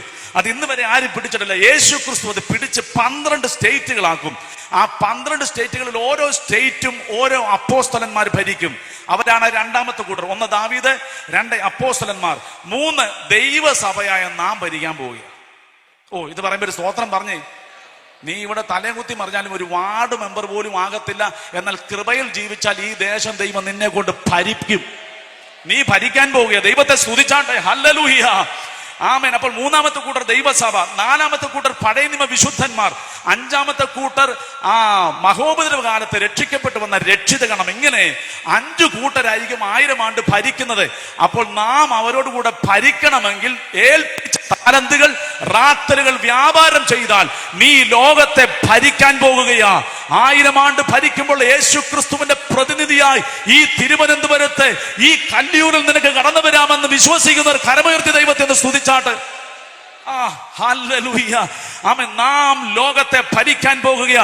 നമ്മുടെ രാജാവായ യേശു ക്രിസ്തു ഈ ലോകത്തെ 1000 വർഷം ഭരിക്കാൻ പോകുകയാണ്. അതുകൊണ്ടാണ് യെശയ്യാ പ്രവാചകൻ പറഞ്ഞത്, ഒരു രാജാവ് നീതിയോടുകൂടെ വാഴും. നീതി നടപ്പിലാക്കുന്ന യേശു ക്രിസ്തു ലോകത്തിന്റെ രാജാവായിരിക്കുമ്പോൾ അവനോടുകൂടെ തന്റെ മണവാട്ടി സഭയായ നാമും ഭരിക്കാൻ പോവുകയാണ്. ആമേൻ. അതിന്റെ ക്വാളിഫിക്കേഷൻ ആണ് ഏൽപ്പിച്ച താലന്ത് എന്ത് ചെയ്യണം? വ്യാപാരം ചെയ്യണം. അപ്പോൾ പ്രതിഫലങ്ങൾ 3ാമത്തത് സിംഹാസനം, 4 തേജസ്കരണം. രക്ഷയുടെ പൂർത്തീകരണമാണ് ഇപ്പോൾ സംഭവിക്കാൻ പോകുന്നത്. കർത്താവ് നമ്മുടെ ശരീരത്തിന് അപ്ഗ്രേഡിങ്ങേ കിട്ടുന്നുള്ളൂ, മഹത്വീകരണമേ കിട്ടുന്നുള്ളൂ. എന്നാൽ തേജസ്കരണം എന്ന് പറയുന്നത് യേശു ക്രിസ്തുവിന്റെ സഭയുടെ രക്ഷയുടെ പൂർത്തീകരണമാണ്. എന്താ തേജസ്കരണം എന്ന് പറയുന്നത്? ആമേൻ. ഫിലിപ്പിയ ലേഖനം 3-ാം അധ്യായം 20-21 വാക്യങ്ങളിൽ നമ്മുടെ പൗരത്വമോ അത് സ്വർഗത്തിലാകുന്നു. അവിടെ നിന്ന് നമ്മുടെ രക്ഷിതാവായ യേശു ക്രിസ്തു വരുന്നു എന്ന് നാം കാത്തിരിക്കുന്നു. അവൻ വന്നിട്ട് സകലവും തന്റെ കാൽ കീഴാക്കുന്ന തന്റെ വ്യാപാര ശക്തിയാൽ നമ്മുടെ താഴ്ചയുള്ള ഈ ശരീരത്തെ തന്റെ മഹത്വമുള്ള ശരീരത്തോടെ അനുരൂപമായി രൂപാന്തരപ്പെടുത്താൻ പോകുക. നമ്മുടെ കരമുയർത്തി ദൈവത്തെ ഒന്ന് സ്തുതിച്ചാട്ടെ. നമ്മുടെ താഴ്ചയുള്ള ഈ ശരീരത്തെ യേശു ക്രിസ്തുവിന്റെ മഹത്വമുള്ള ശരീരത്തോടെ അനുരൂപമായി രൂപാന്തരപ്പെടുത്തും. ഇതിനെയാണ് തേജസ്കരണം എന്ന് പറയുന്നത്. നാം പ്രാപിച്ച രക്ഷയുടെ പൂർത്തീകരണം അന്നാ സംഭവിക്കുന്നത്. ഹല്ലേലൂയ. ഒത്തിരി കാര്യങ്ങൾ തേജസ്കരണത്തിൽ സംഭവിക്കും. രാത്രി മുഴുവൻ നിങ്ങൾ ഇരുന്ന് തന്നാൽ ഞാൻ പറയാം. പക്ഷെ ഒരു കാര്യം സന്തോഷത്തിന് പറയട്ടെ, നമ്മുടെ നിറം മാറും. അത് പറയുമ്പോൾ സഹോദരിമാർ സ്തോത്രം പറയുന്നു വെച്ച് നിങ്ങൾ മിണ്ടായിരിക്കും. നിങ്ങൾക്കല്ലേ നിറത്തെക്കുറിച്ച് വലിയ ഭാരമുള്ളത്. പ്രിയങ്ക ഫേസ് പാക്ക് മേടിക്കുന്നു, ഫെയർ ആൻഡ് ലവ്ലി മേടിക്കുന്നു, ഫേഷ്യൽ ചെയ്യുന്നു. ഇങ്ങനെ കടക്കാരും കമ്പനിക്കാരും നന്നാകുന്നല്ലാതെ നിങ്ങൾ അങ്ങോട്ട് വെളുക്കുന്ന നട്ടൊന്നും കാണുന്നില്ല. നിറം മാറുന്നു പറയുമ്പോൾ നിങ്ങൾ ചാടി എഴുന്നേറ്റ് ദൈവത്തെ സ്തുതിക്കുമെന്ന് ഞാൻ വിചാരിച്ചു. സ്തോത്രം. നമ്മുടെ നിറം മാറാൻ പോകട്ടോ. അപ്പോൾ കർത്താവിന്റെ നിറത്തെക്കുറിച്ച് വെളിപ്പാട് പുസ്തകത്തിൽ പറഞ്ഞിട്ടുണ്ട്, പുഷ്പരാഗത്തോടും സൂര്യകാന്തത്തോടും തുല്യമായ നിറം. പുഷ്പരാഗം എന്ന് പറഞ്ഞത് ഓറഞ്ച് നിറം, തീയോടുകൂടെ ശോഭിക്കുന്നതാണ് പുഷ്പരാഗം. സൂര്യകാന്തം എന്ന് പറഞ്ഞ ഉദയസൂര്യൻ, അരുണോദയത്തിന്റെ പ്രഭ. അരുണോദയത്തിന്റെ പ്രഭ. അരുണോദയം എന്നൊക്കെ പറയുമ്പോൾ ചിലരിന്ന് ഞെട്ടുന്ന ഞാൻ കാണുന്നുണ്ട്. ഇന്ന് വരെ സൂര്യൻ ഉദിച്ചത് അവർ കണ്ടിട്ടില്ല. എത്ര ആയുസായി. ഒറ്റ കാര്യം ചെയ്താൽ മതി, നാളെ രാവിലെ 5 മണിക്ക് എഴുന്നേക്കണം. നാളെ ഒരു രാവിലെ മാത്രം. എന്നിട്ട് കിഴക്കോട്ട് നോക്കി നിൽക്കണം. സൂര്യൻ ഉദിച്ചു വരുന്നത് കാണാം. ആ പ്രഭയായിരിക്കും ഓരോ ദൈവമക്കളുടെയും മുഖത്ത്. സ്തോത്രം. പുഷ്പരാഗത്തോടും സൂര്യകാന്തത്തോടുമുള്ള നിറമായി മാറും. എന്നുവെച്ചാൽ ഒരു ദൈവം കൊണ്ട് നടന്നു വരുമ്പോൾ സൂര്യൻ നടന്നു വരുന്ന പോലെ തോന്നുന്നു. സൂര്യപ്രഭയായിരിക്കും ഓരോരുത്തരുടെ മുഖത്ത്. ഇത് പറയുമ്പോൾ ഞാനൊരു അനുഭവം പറയാറുണ്ട്. നിങ്ങൾക്ക് എല്ലാവർക്കും അറിയാവുന്നതുപോലെ വേട്ടമല പീലിപ്പോസ് ഉപദേശി എന്ന് പറഞ്ഞൊരു ഉപദേശി, 6 അടി പൊക്കമുണ്ട്, കറകറാ കറുത്ത നിറം എന്ന് പറഞ്ഞ പാഷ എങ്ങനത്തെ നിറം പാഷ ഉദ്ദേശിക്കുന്നത്? ഈ ബോക്സിന്റെ കളർ കറകറാ കറുത്ത. പുഞ്ചമണിൽ മാമച്ചൻ ഉപദേശി എന്ന് പറഞ്ഞൊരു ഉപദേശി യോഗം നടത്തുക. പകല് യോഗത്തിന് പോയി. അന്നത്തെ യോഗമൊക്കെ 3 മണിയൊക്കെ കഴിഞ്ഞ് നിൽക്കുമ്പോൾ അപ്പോൾ മുന്നിൽ വന്ന് പ്രസംഗമൊക്കെ കേട്ട് അദ്ദേഹത്തിന് പരിചയമുള്ള ഒത്തിരി പേര് യോഗത്തിന് വന്ന് അവരോടെല്ലാം വിശേഷമെല്ലാം ചോദിച്ചു വന്ന് ആ വീടിനകത്ത് വെച്ച ഭക്ഷണം അങ്ങോട്ട് കഴിക്കാൻ വേണ്ടി കയറി ചെന്നത്. പണ്ടത്തെ കാലമല്ലേ, ഈ ഡൈനിങ് ടേബിളും മേശയും കസാരയൊന്നുമില്ല. 1-2 സ്റ്റൂൾ അവിടെ ഉണ്ടായിരുന്നു. ആരാണ്ടൊക്കെ അതേ കയറി ഇരുന്നു. വേട്ടമല പീലിപ്പോസ് കയറി ചെന്നപ്പോഴത്തേന് അദ്ദേഹത്തിന് ഇരിക്കാൻ സീറ്റില്ല. ഉടനെ വിളമ്പി വന്ന ആള് പറഞ്ഞു, അച്ഛാ നിലത്തോട്ടൊന്ന് ഇരിക്കാമെന്ന് ചോദിച്ചു. അവിടെ ഇരുന്നു. നിലത്തിരുന്ന് കഴിച്ചുകൊണ്ടിരുന്നപ്പോൾ അദ്ദേഹത്തിന്റെ ഹൃദയത്തിൽ കൂടെ ഒരു ചെറിയ ഭാരം. എന്നാലും ഞാൻ നിലത്തിരുന്ന് പോകും. എല്ലാവരും കസാരിയിരിക്കുമ്പോൾ നമ്മളെ മാത്രം നിലത്തിരുത്തിയ സന്തോഷമാണോ? വിഷമം വരുത്തില്ലേ? അതുപോലെ വേട്ടമലയ്ക്കും ഒരു വിഷമം വന്ന് പോട്ടെ, അത് സീറ്റ് ഇല്ലാത്തതുകൊണ്ടാണ് അദ്ദേഹത്തിന് മനസ്സിലായി. വൈകിട്ടത് യോഗം നടക്കുക. മുൻനിരയിൽ കുഞ്ഞുങ്ങളുമായിട്ട് വന്ന് വേട്ടമല ഇങ്ങനെ ഇരിക്കുക. അപ്പോൾ പുഞ്ചമണ്ണിൽ മാമച്ചൻ ഉപദേശി പ്രസംഗിച്ച് വന്ന വിഷയം അബ്രഹാമിന്റെ സന്തതികൾ എന്നുള്ള വിഷയമാണ്. അതിങ്ങനെ പ്രസംഗിച്ച് നല്ല ഫോമിലായി വന്നപ്പോൾ കൂശിനെ കുറിച്ച് പറഞ്ഞപ്പോൾ കൂശിന്റെ നിറവും പുള്ളിപ്പുലിയുടെ പുള്ളിയും മാറത്തില്ല എന്ന് പറഞ്ഞ് പ്രസംഗിച്ചിങ്ങനെ വന്ന് അറിയാതെ ഈ മാമച്ചൻ ഉപദേശി പറഞ്ഞു, കൂശിനെ കണ്ടു കഴിഞ്ഞത് ഈ കരിമാടി കുട്ടപ്പനെ പോലെ ഇരിക്കുന്നു. എല്ലാരും കൂടെ ഒറ്റ ചിരി. ഉച്ചക്കത്തെ ഈ നിലത്തിരിപ്പും വൈകിട്ടത്തെ ഈ കളർ പറച്ചിലൂടായപ്പം ഭക്തന്റെ ഹൃദയം തകർന്നു. ഇന്നെങ്ങാണോ ആയിരിക്കണം ഒരു പ്രത്യേക പാർട്ടിയിൽ അവർ ചെന്ന് ചേർന്നേച്ച് ചെയ്യാവുന്ന എല്ലാ ദോഷവും ചെയ്യും. സ്തോത്രം. പക്ഷെ പണ്ടുള്ള ആളുകൾ ഇങ്ങനെ മനസ്സ് കയറുന്നാൽ ഒരു പരിപാടിക്ക് നിൽക്കത്തില്ല, ദൈവത്തിൽ അങ്ങ് ആശ്രയിക്കത്തേ ഉള്ളൂ. വേട്ടമല ദൈവത്തിൽ ഇങ്ങനെ ആശ്രയിച്ചപ്പോൾ ദൈവത്തിന് കാര്യം മനസ്സിലായി. തൻ്റെ ഭക്തന്റെ ഹൃദയം തകർന്നു. ആരും മനഃപൂർവ്വം ചെയ്തതല്ലേ താനും. ഉറപ്പിക്കണ്ടേ? ദൈവം ആത്മാവിനാൽ വേട്ടമലയുടെ ഹൃദയത്തെ ഉറപ്പിച്ചപ്പോൾ ഒരു പാട്ട് തൻ്റെ ആദരത്തിൽ വന്നു. അവരൊക്കെ നിമിഷ കവികളെ ചിന്തിച്ചിരിക്കുമ്പോൾ പാട്ട് എഴുതി കളയുക. ഇന്ന് ഓരോരുത്തർ തലയും കുത്തി കിടക്കുക പാട്ട് എഴുതാൻ വേണ്ടിയിട്ട്. കിട്ടുന്ന വരിയെല്ലാം ശോഭഘട്ട വരികളും. കഴിഞ്ഞിടെ ഒരുത്തന്നെ ഒരു പാട്ട് എഴുതിക്കൊണ്ട് വന്ന് മുന്നിൽ ഒരു യേശു, പുറകിലൊരു യേശു, വലത്തൊരു യേശു, ഇടത്തൊരു യേശു, എല്ലാം യേശുവെ. ഞാൻ പറഞ്ഞു, എന്നെ പാടി കേൾപ്പിച്ചത് കുഴപ്പമില്ല, ഈ പാട്ട് ഇനി വേറെ ആരെ നീ കേൾപ്പിക്കല്ലെന്ന്. സ്തോത്രം. ഇത് നീ കേൾപ്പിച്ചാൽ നിനക്ക് അടി ഉറപ്പാന്ന് പറഞ്ഞു. ഇത്തിരി പാട്ട് ഒത്തിരി ഇപ്പൊ ഇറങ്ങുന്നുണ്ട്. പക്ഷെ വേട്ടമല ഈ ഭാരത്തോട് ഇരുന്നപ്പോൾ ആത്മാവ് തന്റെ ഹൃദയത്തെ ഉറപ്പിച്ചപ്പോൾ താൻ ഒരു പാട്ട് പാടി. നീതി സൂര്യൻ വരുമ്പോൾ തന്റെ പ്രഭയുടെ കാന്തിയാൽ എന്റെ ഈ ഇരുണ്ട നിറം മാറിപ്പോകും. ഇവിടെയാണല്ലോ കൂടെ ഇരുത്താത്തത്. രാജരാജ പ്രതിമയെ ധരിപ്പിച്ച് കൂടവെ ഇരുത്തുന്ന രാജാവ് വേഗം വരാൻ പോകുക. പാട്ട് എഴുതുവാണെങ്കിൽ ഇതുപോലെ എഴുതണം. സ്തോത്രം. നീതി സൂര്യൻ വരുമ്പോൾ തന്റെ പ്രഭയുടെ കാന്തിയാൽ എന്റെ ഈ ഇരുൾ നിറം മാഞ്ഞു പോകും. രാജരാജ പ്രതിമയെ ധരിപ്പിച്ച് കൂടവെ ഇരുത്തുന്ന രാജാവ് വേഗം വരാൻ പോവുകയാണ്. സന്തോഷം കൊണ്ട് 2 ലൈൻ പാടാം. എഫ് പിടിച്ച മോനെ നോക്കട്ടെ പിച്ച് പാടാൻ പറ്റുമെന്ന്. എഫ് വായിക്ക്. നീതി സൂര്യൻ വരുമ്പോൾ തൻ പ്രഭയിൻ കാന്തിയാൽ എന്നീരുൾ നിറം മാറിയിടുമേ. നീതി സൂര്യൻ വരുമ്പോൾ തൻ പ്രഭയിൻ കാന്തിയാൽ എന്നീരുൾ നിറം മാറിയിടുമേ. രാജരാജ പ്രതിമയെ ധരിപ്പിച്ചിട്ടെന്നെ താൻ, രാജരാജ പ്രതിമയെ ധരിപ്പിച്ചിട്ടെന്നെ താൻ കൂടവെ ഇരുത്തുന്ന രാജാവ് വേഗം വരും. കൂടവെ ഇരുത്തുന്ന രാജാവ് വേഗം വരും. എൻ പ്രിയ രക്ഷകൻ നീതിയിൽ സൂര്യനായി തേജസ്സിൽ വെളിപ്പെടുമേ. എൻ പ്രിയ രക്ഷകൻ നീതിയിൽ സൂര്യനായി തേജസ്സിൽ വെളിപ്പെടുമേ. യെരൂശലേമിൻ തെരുവിലൂടെ ക്രൂശുമരം ചുമന്നു കാൽവറിയിൽ നടന്നു പോയവൻ. യെരൂശലേമിൻ തെരുവിലൂടെ ക്രൂശുമരം ചുമന്നു കാൽവറിയിൽ നടന്നു പോയവൻ. ശോഭിത പട്ടണത്തിൽ മുത്തുകളാലുള്ള, ശോഭിത പട്ടണത്തിൽ മുത്തുകളാലുള്ള വീടുകൾ തീർത്തിട്ടു വേഗത്തിൽ വരും അവൻ. വീടുകൾ തീർത്തിട്ടു വേഗത്തിൽ വരും അവൻ. എൻ പ്രിയ രക്ഷകൻ നീതിയിൽ സൂര്യനായി തേജസ്സിൽ വെളിപ്പെടുമേ. ഓ എൻ പ്രിയ രക്ഷകൻ നീതിയിൽ സൂര്യനായി തേജസ്സിൽ വെളിപ്പെടുമേ. ഓ ആനന്ദപുരത്തിലെ വാസം ഞാൻ ഓർക്കുമ്പോൾ ഈഗത്തിലെ കഷ്ടം സാരമോ. ആമേൻ. ആനന്ദപുരത്തിലെ വാസം ഞാൻ ഓർക്കുമ്പോൾ ഈഗത്തിലെ കഷ്ടം സാരമോ. പ്രത്യാശഗാനങ്ങൾ പാടി ഞാൻ നിത്യവും, പ്രത്യാശഗാനങ്ങൾ പാടി ഞാൻ നിത്യവും സ്വർഗീയ സന്തോഷം ഈഹത്തിലുണ്ടിന്നേനേക്കാൾ, സ്വർഗീയ സന്തോഷം ഈഹത്തിലുണ്ട്.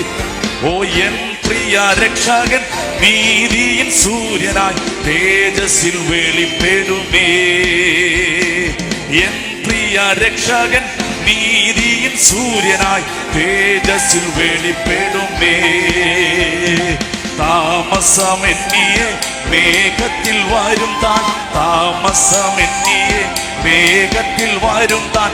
കാന്തയാം എന്നെ ചേർത്തിടും നിശ്ചയമായി, കാന്തയാം എന്നെയും ചേർത്തിടും നിശ്ചയമായി. എൻ പ്രിയ രക്ഷകൻ നീതിயின் സൂര്യൻ തേജസ്സിൽ വെളിപ്പെടുമേ. ഹല്ലേലൂയ. നീതി സൂര്യൻ വരുമ്പോൾ തന്റെ പ്രഭയുടെ കാന്തിയാൽ എന്റെ ഈ ഇരുൾ നിറം മാറിപ്പോകും. രാജരാജ പ്രതിമയെ ധരിപ്പിച്ച് കൂടവേ ഇരുത്തുന്ന രാജാവ് വേഗം വരാൻ പോവുകയാണ്. അങ്ങനെ നമ്മുടെ നിറമെല്ലാം മാറ്റി തേജസ്കരിച്ച് അഞ്ചാമത്തെ പ്രതിഫലങ്ങളുടെ സെക്ഷനാണ് കർത്താവിന്റെ ശുശ്രൂഷ ഏൽക്കൽ. സമയം പോയല്ലോ. ഇത് കഴിയുമ്പോൾ കർത്താവായ യേശു ക്രിസ്തു ന്യായാസനത്തിൽ നിന്ന്, ക്രിസ്തുവിന്റെ ന്യായാസനത്തിൽ നിന്ന് എഴുന്നേൽക്കും. എഴുന്നേൽക്കുന്നത് മണവാളനായിട്ടാണ്.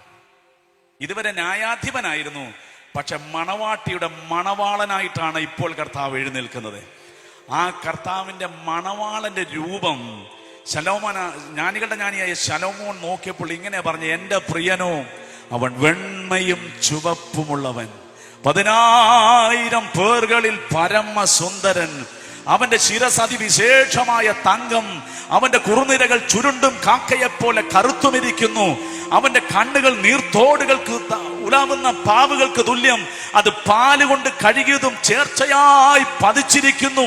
അവന്റെ കവിൾത്തടം സുഗന്ധ സസ്യങ്ങളുടെ തടവും നറുതൈകളുടെ വാരവുമാകുന്നു. അവന്റെ അധരം താമരപ്പൂ പോലെ ഇരിക്കുന്നു, അത് മൂറിൻ തൈലം പൊഴിച്ചുകൊണ്ടിരിക്കുന്നു. അവന്റെ കൈകൾ ഗോമേതകം പതിച്ച സ്വർണ്ണനാളങ്ങൾ, അവന്റെ ഉദരം നീലരത്നം പതിച്ച തങ്കനിർമ്മിതം, അവന്റെ കാലുകൾ തങ്ക ചുവട്ടിൽ നിർത്തിയ വെൺകൽ തൂണാകുന്നു. അവന്റെ രൂപം ലെബാനോനെ പോലെ, അവന്റെ രൂപം ദേവദാരുക്കളെ പോലെ അത്യുത്കൃഷ്ടമാകുന്നു. യെരൂശലേം പുത്രിമാരെ, എന്റെ പ്രിയനോ അവൻ സർവാംഗ സുന്ദരനാകുന്നു. Hallelujah, hallelujah. ആ കർത്താവ് മണവാട്ടിയുടെ കരത്തിന് കയറി ഒരു പിടുത്തമുണ്ട്. എന്നിട്ട് 10 അവകാശം കൊണ്ടിടും. കല്യാണ ഗിഫ്റ്റാ 10 എണ്ണം. അത് വെളിപ്പാട് പുസ്തകം 2-3 അധ്യായത്തിൽ പറയും, ജയിച്ചവന് ഞാൻ ദൈവത്തിന്റെ പറുദീസയിലെ ജീവവൃക്ഷത്തിന്റെ ഫലം തിന്മാൻ കൊടുക്കും. ജീവവൃക്ഷം തന്നെ 4 വൃക്ഷമുണ്ട്. 1 ഏദനിലെ ജീവവൃക്ഷം, 2 1000 ആണ്ട് വാഴ്ചയിലെ ജീവവൃക്ഷം, 3 പുതുവാന ഭൂമിയിലെ പുതിയ യെരൂശലേമിലെ ജീവവൃക്ഷം, 4 ദൈവത്തിന്റെ പറുദീസയിലെ ജീവവൃക്ഷം. ഇത് മണവാട്ടിക്ക് തിന്മാൻ നൽകുന്ന ജീവവൃക്ഷത്തിന്റെ ഫലം ദൈവത്തിന്റെ പറുദീസയിലെ ജീവവൃക്ഷത്തിന്റെ ഫലമാ. അതിന്റെ അർത്ഥം ഇനി നിനക്ക് മരണമില്ല എന്നുള്ളതാ. ദൈവമക്കളെ, മരണം നമ്മെ വിട്ടുപോകുന്ന ഒരു സുദിനം ദൈവം നമുക്ക് വേണ്ടി ഒരുക്കിയിട്ടുണ്ട്. അത് ജീവവൃക്ഷത്തിന്റെ ഫലം തിന്നുന്ന ദൈവദാസന്മാർക്കും ദൈവദാസിമാർക്കുമാണ്. നമ്പർ 1 ഗിഫ്റ്റ്, നമ്പർ 1 ജീവവൃക്ഷത്തിന്റെ ഫലം. 2 പുതിയ പേരും വെള്ളക്കല്ലും. അയ്യോ, നമ്മുടെ ഈ പേരൊന്നും അവിടെ വിളിക്കത്തില്ല. നമുക്ക് നിത്യതയിൽ ഒരു പേരുണ്ട്. സ്വതന്ത്രം, സ്വർഗീയമായ നാമം. ഷിബുന്നും ഷേർലിൽ നിന്നും അവിടെ ദൂതന്മാരാരും നിന്നെ വിളിക്കുകയല്ല. അവിടെ നിനക്ക് നിത്യതയിൽ ഒരു പേരുണ്ട്. എന്നാ തെളിവ്?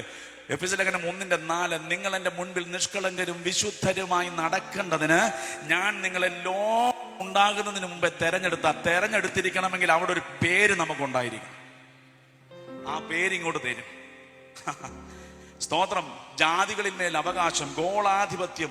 അതിലെ 6ാമത്തെ ഗിഫ്റ്റാണ് വിവാഹ വസ്ത്രം. 10 അവകാശം പറയാൻ സമയമില്ല. ആമേ സ്തോത്രം. 9:30 ഞാൻ ഇവിടെ നിർത്താൻ പോവുക. ഈ 10 ഗിഫ്റ്റ് അങ്ങോട്ട് നൽകിയ അനന്തരം കർത്താവ് നാമമായിട്ട് സ്വർഗത്തിലേക്ക് ഒരു കയറിപ്പോക്കുണ്ട്. മധ്യാകാശം സ്വർഗത്തിലേക്ക്. ഇന്ന് ഓരോരുത്തർ സ്വർഗത്തിൽ പോയെന്നൊക്കെ പറഞ്ഞ് ഒത്തിരി കഥ പറയുന്നുണ്ട്. ദൈവശാസ്ത്രം സംബന്ധിച്ച് ഞാൻ പറയട്ടെ, മാതാ കഞ്ഞി കുടിച്ചേച്ച് കിടക്കുമ്പോൾ കൊണ്ടുപോകാനുള്ള സ്ഥലമല്ല സ്വർഗം. അത് പ്രതിഫലങ്ങളെ കൈപ്പറ്റി പോകാനുള്ള സ്ഥലമാണ്. പിന്നെ പോയോന്ന് ചോദിച്ചാൽ നമുക്ക് തടസ്സം പറയാനൊക്കത്തില്ല. പക്ഷെ അവിടെ ഞാൻ ജമന്തിപ്പൂ കണ്ടു, അരുവി കണ്ടു, ട്രമ്മ് കണ്ടെന്നൊക്കെ പറഞ്ഞാൽ ഓർത്തോണെങ്കിൽ ഇയാൾ അങ്ങോട്ടൊന്നും പോയിട്ടില്ല. വേറെ ഏതാണ്ട് കണ്ടു. പൗലോസ് പോലും പോയിട്ട് വന്നിട്ട് പറഞ്ഞു, ഉള്ളി പോകുന്നുണ്ട് പക്ഷെ മിണ്ടാനൊക്കത്തില്ല. അവിടുത്തെ കാര്യം മനുഷ്യന് പറയാൻ പറ്റുന്നല്ലെന്ന്. അങ്ങോട്ട് നമ്മളെ ഒരു കൊണ്ടുപോക്കുണ്ട്. അത് നിത്യതയിലേക്കല്ല, പ്രപഞ്ചത്തിന്റെ ദക്ഷിണ ദിക്കിൽ ദൈവത്തിനൊരു സ്വർഗമുണ്ട്, അങ്ങോട്ടാണ് കയറിപ്പോകുന്നത്. എന്തിനാണെന്നറിയാമോ? നമ്മുടെ വിവാഹത്തിന് പിതാവ് ഈ പ്രപഞ്ചത്തിനകത്തെ ദക്ഷിണ ദിക്കിലുള്ള സ്വർഗത്തിലേക്ക് ഇറങ്ങി വരും. കർത്താവ് തന്റെ മണവാട്ടി സഭയുമായി സ്വർഗത്തിലേക്ക് കയറി ചെല്ലുമ്പോൾ ദൈവം ഇരിക്കുന്ന സിംഹാസനത്തിന് ചുറ്റുമുള്ള 4 ജീവികളിൽ ഒരുത്തൻ പറയും, നമ്മുടെ കർത്താവ് രാജത്വം ഏറ്റെടുക്കിയാൽ അവന് ഹല്ലേലൂയ പാടാൻ പറയും. നമ്മൾ അങ്ങോട്ട് ചെന്ന് കയറുമ്പോൾ നമ്മൾ ഒരുമിച്ച് ഹല്ലേലൂയ എന്ന് പറയും. അതിന്റെ മുഴക്കത്തെ കുറിച്ച് അവിടെ പറഞ്ഞിട്ടുണ്ട്. ഈ തകർത്ത ഇടിമുഴക്കം പോലെ, ബഹുജനത്തിന്റെ ഘോഷസ്വരം പോലെ, പെരുവെള്ളത്തിന്റെ ഇരച്ചിൽ പോലെ മണവാട്ടി ഒരുമിച്ച് പറയും ഹല്ലേലൂയ. അതിന്റെ അർത്ഥം സ്വർഗത്തിലെ ദൈവത്തിന് മഹത്വമെന്ന്. അതുകൊണ്ടാണ് ഉച്ചത്തിൽ ഹല്ലേലൂയ പറയാൻ പറയുന്നത്. കാരണം സ്വർഗത്തിൽ ചെന്ന് കയറുമ്പോൾ പറയുന്നത് തകർത്ത ഇടിമുഴക്കം പോലെയും ബഹുജനത്തിന്റെ ഘോഷസ്വരം പോലെയും പെരുവെള്ളത്തിന്റെ ഇരച്ചിൽ പോലെയും. ഈ വകയിൽ ഒരു ഹല്ലേലൂയ ഇപ്പോ എന്ന് പറഞ്ഞു. അതുപോലെ ഇതിന്റെ ഇരട്ടി ശബ്ദം വരണം. തകർത്ത ഇടിമുഴക്കം പോലെ ഹല്ലേലൂയ സ്വർഗത്തിൽ നാം ഒരുമിച്ച് പറയാൻ പോകുന്നത്. അങ്ങനെ കർത്താവ് നമ്മൾ സ്വർഗത്തിൽ കല്യാണത്തിന് കൊണ്ട് ഏൽപ്പിച്ചിട്ട് മുന്നിൽ നമ്മെ പരിചയപ്പെടുത്തുവാൻ പിതാവിന്റെ സിംഹാസനത്തിൽ മണവാളൻ മുൻപിൽ നടക്കും. മണവാട്ടിയായ നാം ഒരുമിച്ച് കർത്താവിന്റെ പിന്നെ പിതാവിന്റെ സിംഹാസനത്തിലേക്ക് നടന്നു ചെല്ലും. ആമേൻ. പിതാവായ ദൈവം സിംഹാസനത്തിൽ എഴുന്നേറ്റ് നിന്നുകൊണ്ട് പുത്രനാകുന്ന മണവാളനോട് ചോദിക്കും, അരുണോദയം പോലെ ശോഭയുള്ളവൾ, സൂര്യനെ പോലെ നിർമ്മലതയുള്ളവൾ, ചന്ദ്രനെ പോലെ സൗന്ദര്യമുള്ളവൾ, അനേക കൊടികളോടുകൂടി മഹാസൈന്യം പോലെ ഭയങ്കരത്വമുള്ളോരിവൾ ആർ? എന്റെ കർത്താവ് പ്രവചിക്കും, 2 ദുഷ്പ്രവർത്തിക്കാരുടെ മധ്യേ എന്റെ അവസാന തുള്ളി രക്തം വരെയും ഞാൻ ഊറ്റിക്കൊടുത്ത് സ്വന്തമാക്കിയ എന്റെ മണവാട്ടി സഭയാണെന്ന് പറയും. ആ സഭയ്ക്കകത്ത് ഉറപ്പുണ്ട് എന്നുള്ളവർ കരമുയർത്തി ദൈവത്തെ സ്തുതിച്ചാണ്ട് ഒരു പ്രാവശ്യം കൂടെ ദൈവത്തെ സ്തുതിക്കാം. അത്യുച്ചത്തിൽ ഒരു പ്രാവശ്യം കൂടെ ദൈവത്തെ സ്തുതിക്കാം. ഇങ്ങനെ നാം കുഞ്ഞാടിന്റെ കല്യാണ മഹോത്സവത്തോടുള്ള ബന്ധത്തിൽ സ്വർഗത്തിൽ ചെന്ന് ചേരും. 9:30 കഴിഞ്ഞു, സമയം തീർന്നത് കൊണ്ട് തൽക്കാലം ഞാൻ ഇവിടെ വിരാമം കുറിക്കുന്നു. നമുക്ക് ഒരുമിച്ച് ദൈവത്തിന് എഴുന്നേറ്റ് നിൽക്കാം. ഒരു പ്രത്യാശയുടെ ഗാനം പാടി ആത്മാവിൽ ആരാധിച്ച് നമുക്ക് ദൈവത്തെ സ്തുതിക്കാം. Hallelujah, hallelujah, hallelujah. എല്ലാവരും എഴുന്നേറ്റ് കരമടിച്ച് അതരങ്ങളെ തുറന്ന് അന്യഭാഷകളിൽ ദൈവത്തെ പാടി ആരാധിക്കാം.